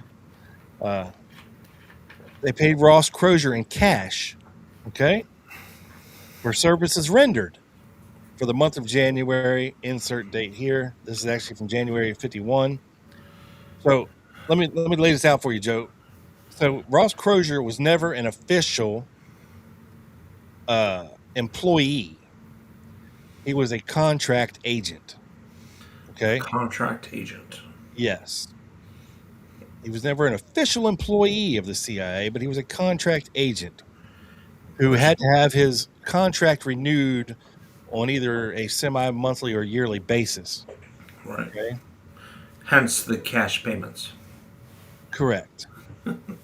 Hence, he didn't have to pay taxes on this shit. You see what I'm saying? Yeah. Now, he was paid cash, and I'm sure this was never, this is all for internal stuff for the CIA, but this is how they did it. And Crozier would have to sign for his cash payment, and then they turned him in. You can see on the left side that the perforations, again, they were probably inserted into some kind of little booklet, right? And notice that the sum is redacted here, which is interesting. But there's a lot of them. So many months of receipts. Yeah. Many months of receipts for 53. I don't know what the hell that is. There's more receipts. Crozier being paid back as far back as 49. I mean, so wow, he was with the agency back in the late 40s. So he's old. He's old school, man. He's been around since almost the inception of the CIA in 1947. Mm-hmm. Very shortly after. All right, this is cool, man. So this is his cover. His cover identity. I don't know if I can blow this up anymore. I can't. But it says Ross L. Crozier, representative of the Public Surveys Institute, a general polling service, of 1511 Bayan Street, Dallas, Texas, of all the fucking places. Oof. Yeah. It's a problem. This is subject's cover file in operations folder. So this was his cover. This is where he would say he worked, right? Mm-hmm. And his entire it was backstop. So, maybe if you showed up to this place, there'd be a secretary at the front desk. There's somebody there to answer a phone. Right. But at least somebody there to answer a phone. Yeah. Yeah, there'd be multiple people using this same place as a backstop cover for their employment. But I thought that was hella interesting. Fucking crazy interesting. I think I have another interesting document on his post employment at the post office, of all places. Oh, yeah, we'll get there. Look at all these redacted pages in this file. I mean, I have 3 full redacted pages in this mother effer. Mm-hmm. Look at this. I mean, nothing is on there. Nothing. Completely blanked out. Nada. So just a window into how the CIA would do things, okay? A lot of this stuff people have never seen before. So Ross Crozier had several aliases or cryptonyms or whatever you want to call them, AKAs. And several. Yes. Wow. What are you saying, Joe? I said several. Yes, several. Pseudonyms and aliases. Yeah, one of them being Arthur Vivada. Yes, that is one. That was his cover when he was in Cuba in the 50s during Project Amphodark,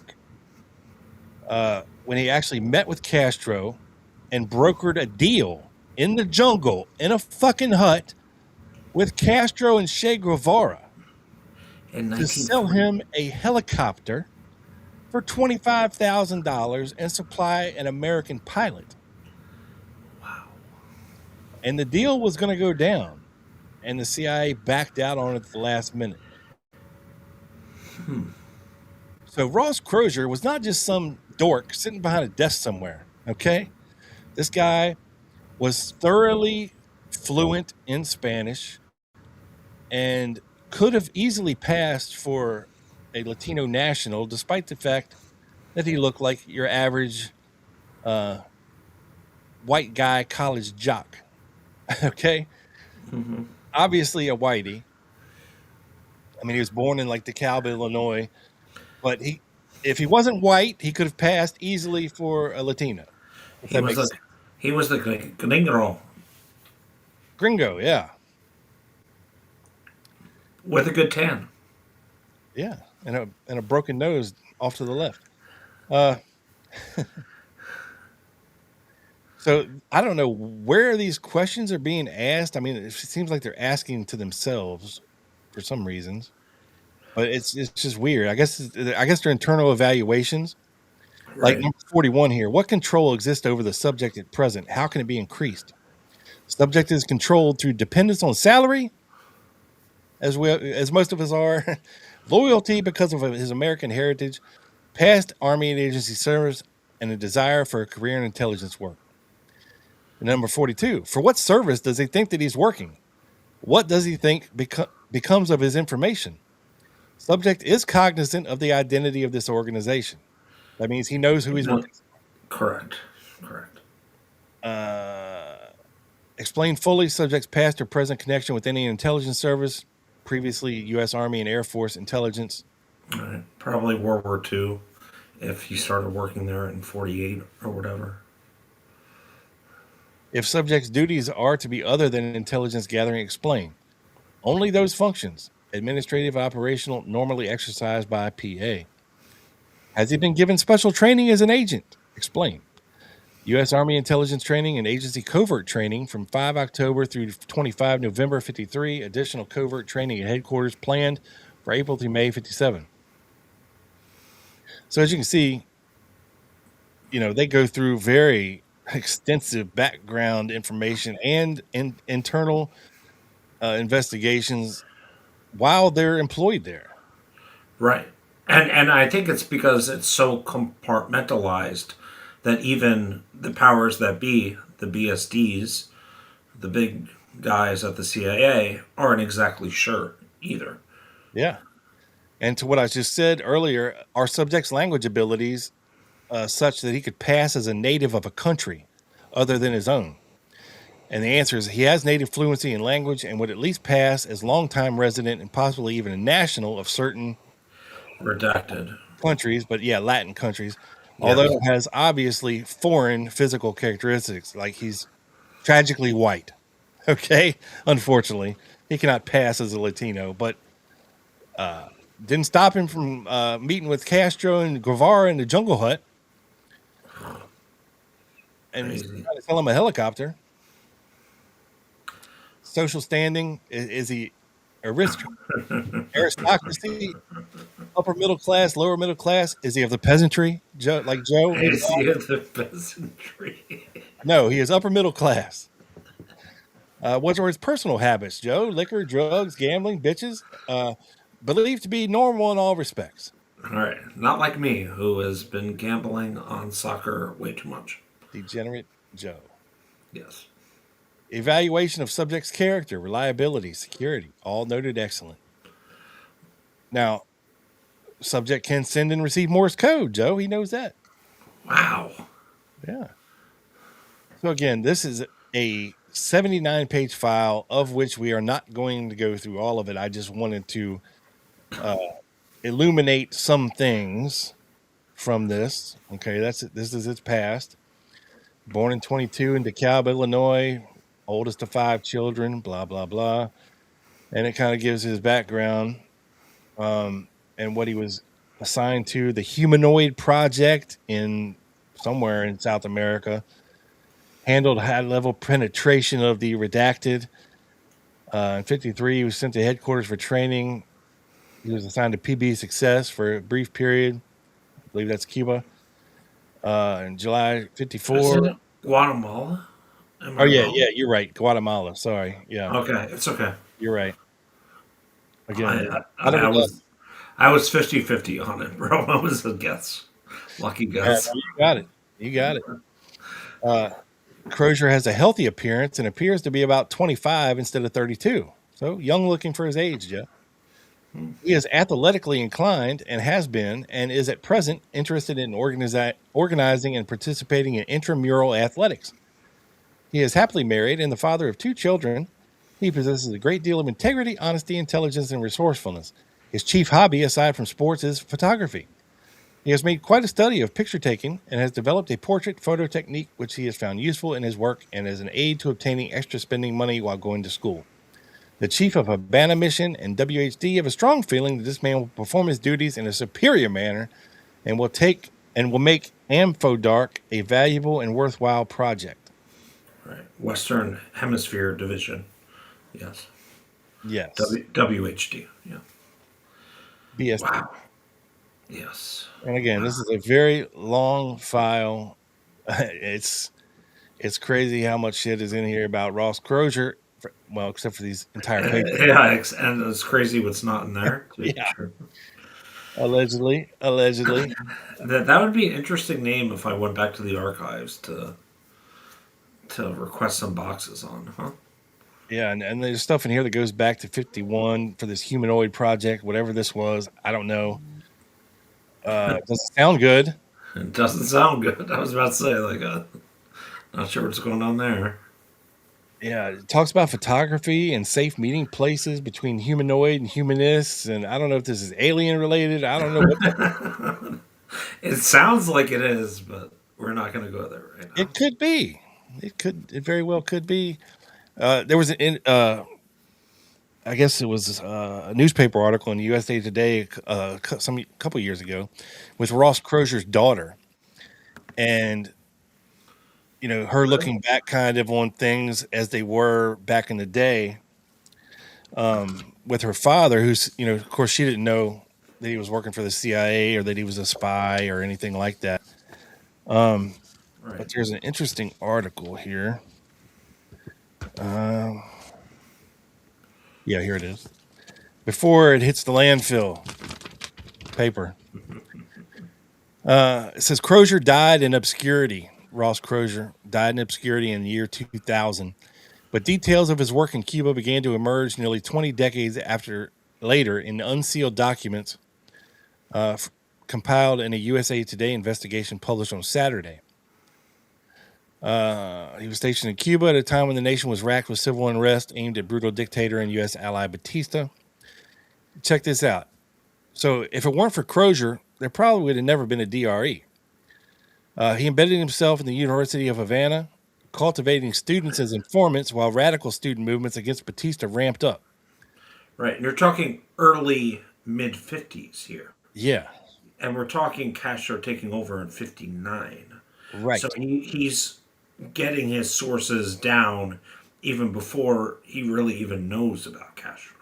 Yeah, he's embedding himself as a student at the University of Havana, undercover, because Castro was a University of Havana law graduate. Okay, in case you didn't know that, Fidel Castro was a lawyer. I did not know that. Yeah, a university-trained lawyer.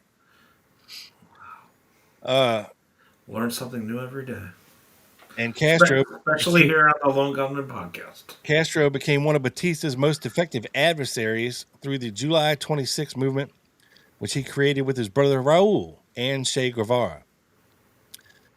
Now, the University of Havana got shuttered in 1956 amid mounting violence in the Cuban capital following the attempted assassination of Castro by Batista, who was notorious for putting hits out on his rivals. So you can see why Castro got pissed at Batista, because he tried to kill him. Again, the Teflon Don, Fidel Castro himself, was tried to be killed by Batista, who put a hit out on him. Oof. The CIA then gave Ross Crozier a new cover as representative for a fictional economic research firm, the Public Surveys Institute, which we saw the card for, right? Is that Harold Nomayer or is that Arthur Villavada? Well, it was under Ross Crozier. We saw the card, Joe. Okay. There's also Ron Cross as related pseudonyms for him. Well, that was given to him by Gate and Fonzie, so that's not a real one. But I digress. That's who Gate and Fonzie called. He called Ross Crozier Ron Cross in his book. So he wouldn't name him. Okay. I have a document that I don't know if we'll go to tonight or part two of No Mayor. Noemayr. Harold we'll R. get there. That was another Okay, one. we'll get there. We'll get there. That's another one of his AKAs, Not gonna step on your toes. pseudonyms.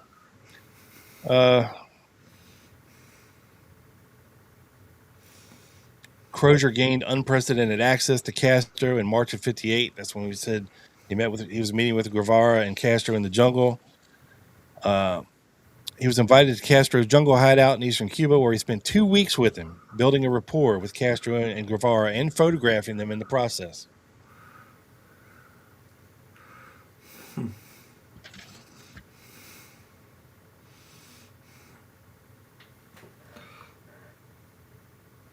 Wow. Swinging dicks.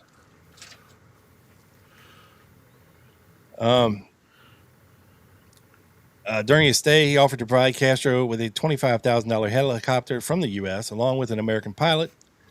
Despite his strong distrust of the U.S., Castro entertained the idea of accepting the helicopter Crozier was claiming to have access to. And when Crozier relayed the discussions to the CIA, the agency said, "Yeah, we're not going to do that, dude." Wait, along with an American pilot, as in, we're giving you this guy to fly the helicopter? Yeah. Okay. We're going to sell you a helicopter and give you a guy to fly it. Well, maybe that's why they denied it. Well, if they don't have anybody to fly a helicopter, then the helicopter won't fly. That's true. This would have given the CIA penetration into Castro's inner circle, and it's unclear why the CIA never followed through with this plan. As he was on his way back to Havana from Castro's camp, Crozier came under threat from Batista patrols who were targeting anyone suspecting of helping the Cuban leader. Crozier was promptly exfiltrated from Cuba and flown back to Washington at the CIA's request. The agency's second in command wrote Crozier a commendation for his mission and nominated the spy for an Intelligence Star for courage. 2 years later, in 1960, Crozier was assigned to mentor a group of student protesters who had fled Cuba for Florida, called the DRE. Crozier settled in Miami under the alias Roger Fox and set out training the DRE agents to prepare them to help carry out Eisenhower's covert plan to oust Castro. Some 1,400 CIA-trained DRE agents were dispatched to Cuba in February of '61, where they awaited news about the U.S. invasion scheduled for September. So again, you have 1,400 undercover DRE agents infiltrating Cuba before the Bay of Pigs invasion to be already in the country by the time the shit went down to attack from within. Right. But that didn't quite go as planned either. No. Right. That would be the, of course, the rising up of the population. But that amount of assets really puts into perspective why they were being paid so much, subsidized so much. Yeah. I mean, you got to pay these guys. You ain't got to pay Bernier or Scafoozin in New Orleans, but you got to pay these guys and putting their life on the line. Right. Well, if they even got paid, I mean, they paid because they received no advance warning when the invasion at the Bay of Pigs was executed months earlier than planned in April, resulting in the death of nearly all 1,400 of DRE members. Which does not seem efficient as a plan if you have these assets in Cuba and you're not even going to tell them. I mean, granted, I get the idea. You don't know who of them could be double agents. You don't want to give the operation away.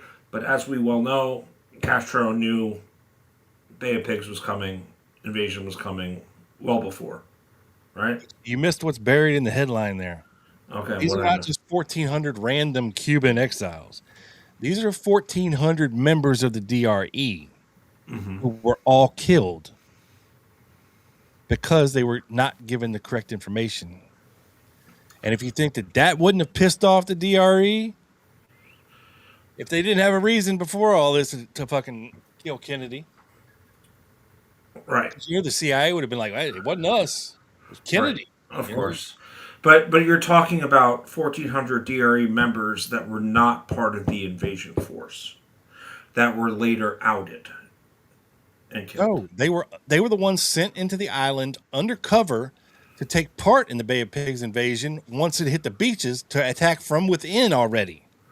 Right, but they weren't part of the invasion force. They were kind They were of part of the plan. part of the. No, I understand that, but they were kind of left out to dry. Would that be right? No, they were sent in, and the plan went down weeks earlier than they were told it was going to go down, so they weren't ready Right, they weren't to properly do their informed. part. Right, not So they're kind basically left out to dry with That's no what I'm saying. plans, no, like what the hell is going on here? right. And then they were Horrible outed, killed. horrible communication and logistical work going on. And to your point, you could see why certain members of the DRE would have been, going nuts over this, right? Yeah. And again, this is the beginning of the horse shit, okay? So in the wake of the failed invasion, recently inaugurated President John F. Kennedy began to escalate the secret war.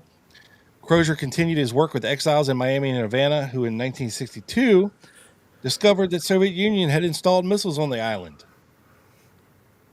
And they were ignored. Well, they weren't ignored. They told the world that they were there, actually, and then they got in trouble for it. Right. And enter Joanides. Yeah. On October 22nd, 61, Kennedy addressed the nation, revealing the nuclear threat and vowing to go to war if the missiles were not removed and returned to the USSR. Let's keep a missile crisis. The U.S. and USSR ultimately reached an agreement, and the crisis ended without serious consequences. But allegedly, their agreement was horseshit, at least, because the DRE was saying, hey, they still got Russian missiles in Cuba, guys. And the CIA was like, shh, shut the fuck up. That's not what we're telling everybody. Shut the fuck up. Mm-hmm. Okay? Yeah. In the wake of the crisis, tensions mounted between the CIA and DRE. Crozier was ultimately removed as the chief liaison with the DRE and replaced with another officer. Crozier was then put on leave from the CIA in August of 63 and was removed permanently 3 months later. He went on to find a job as a postal inspector in D.C. using a fake resume provided to him by the CIA. So at least they were nice enough to do that for him. Yeah. Here's a nice cushy job. Yeah. Say hello to Harry Holmes for us. Yes. Yeah. I want to get your thoughts on this comment, Rob. Eula Kadulaga. I butchered that. I know. Eula Kadulaga. 1,400 DRE members killed in the Bay of Pigs, possibly intellectuals, military minds. No, I think they were what we just established, or are trying to establish, because it is kind of complicated. They were meant to be agents of chaos once the Bay of Pigs invasion set off. Right. Like they were meant to attack certain facilities and Yes. infrastructure in Cuba from the inside and raise support from the inside for this invasion. But they got caught with their pants down and they weren't Yes. ready. And they're like, fuck. Intellectuals, yeah, I mean, DRE was all kind of college kids, so I guess you can call them intellectuals, not military trained. I think some probably were. I think most probably weren't. Well, a lot of them were like, they had guerrilla training. It wasn't like formal military training. Right. But it was enough to cut your throat in the fucking jungle type training. You know what I mean? Yeah. Point, gun, shoot, kill. It's not rocket science. But, I'm sure they taught them how to use, different variations of arms and whatever, bombs, rifles, dynamite, whatever they had Right. access to. Guerrilla training. Yeah. Okay. I thought that was a good question, so thank you, Yuli, as I'll call you from now You on. look at the Luga. I don't know how you do that. That's what she said. And I'm going to save the rest for members only, Joe. Next Wednesday night, there is more to the story, but we'll get there eventually. Yeah, no, I think we've covered a lot. Ross Crozier, definitely not someone that's talked about probably as much as he should be. Not saying he's involved or whatever. I have some documents that I think I'm going to leave for members only that talk about some of his reassignments in 1963, May, and in June, and then getting relieved from the job, and then going to the post office, personal data sheet regarding his whole background, and And I've got inside information on Frank Sturgis from members of his own family. So tune in next Wednesday for part 2 of this fascinating Disavowed by the CIA episode, because there is more, lots more. yeah, there is. And look out for maybe some other content in the days ahead. And let me GTDGD. Well, real quick, before you do that, let me just sum up as to why I think Crozier was replaced as DRE liaison. Okay, sure. He would have been, let's say, liked and respected by certain members of the DRE. I think he was too close to them. And it's quite possible that he was sympathetic to their cause more than maybe the agencies. And again, it's hard to control these guys and what they're doing. Yeah. And you saw his glowing reviews from his early employment in quotes with the CIA, his contract employment. This guy was an all-around A+++ operator. Glowing reviews, nothing but good stuff said about him. Until we get to 1963, which is where everything changes and they fire his ass. And Resign. Yeah. well, Or technically, I guess. Yeah.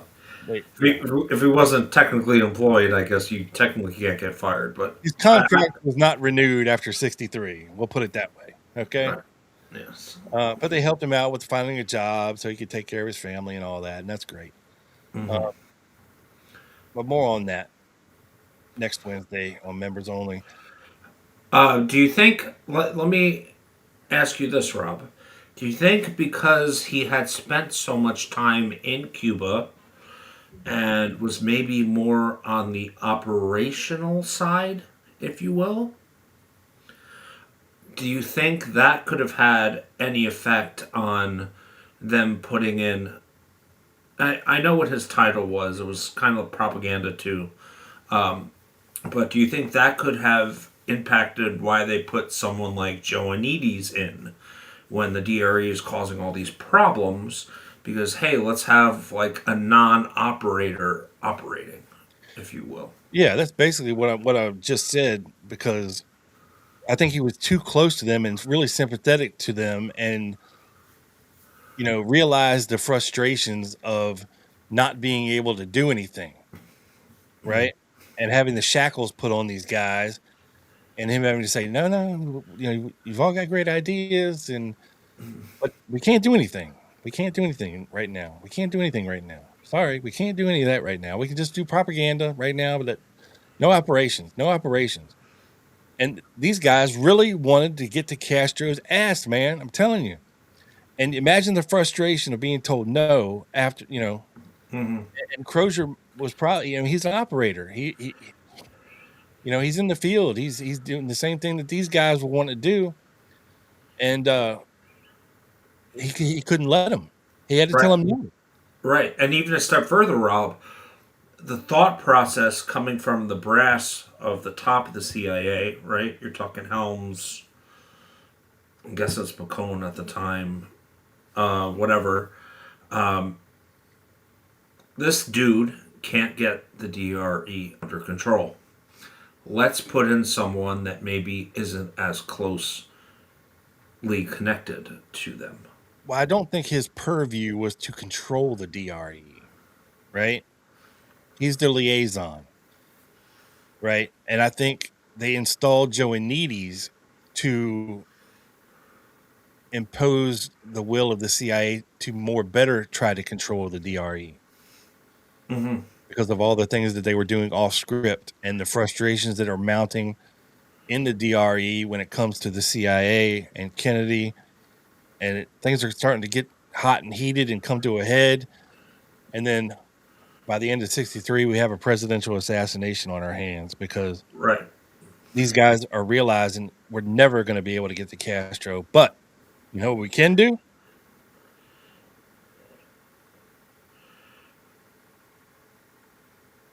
But Kill Kennedy.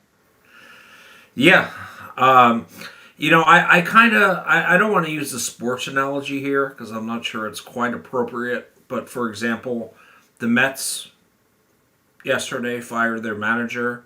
Things weren't going well. DRE was causing problems. Crozier was Sympathetic to them. and running them before Joanides. So things aren't going well.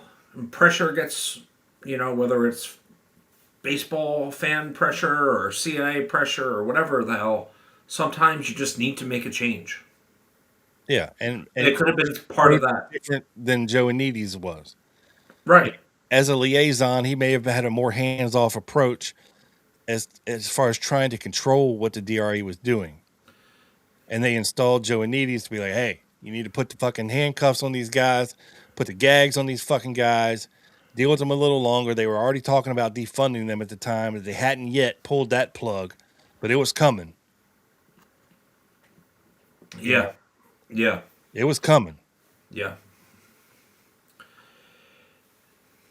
Yeah, man.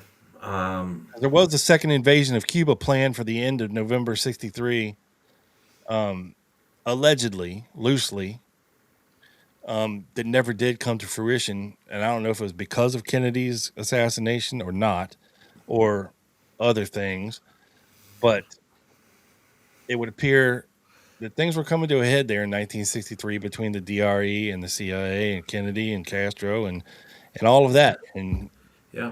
this It's is all just building up to the breaking point almost, right? The tipping point, if you will. yes, Larry Hancock. But no, you're right. It really was. And it was building over the course of years. Over Right. the course of years, yes. And we see how it ended. So tune in next Wednesday for more for part 2. And Joe, grab the goddamn dog. All right. I will. Fine. Thank you. Shaved ass. Come to Bourbon Street and I'll show you what Thank you, Luna. Yes, thank you, Luna. You got it. I love you. I do. But I mean, you couldn't ask for a better 400th episode congratulatory accolade than that, though. I mean, so kudos to you for getting her, allegedly. And thank you for helping out in the process. And thank you guys for watching the show, showing up here for us, hanging out in the comments, making it interesting. Ruby! Hey, Ruby! Hey! You licking your nose off. All right, folks, boys and girls, we'll see you next Wednesday here for part 2. Disavowed by the CIA. We'll see you then. Till then, peace. Peace.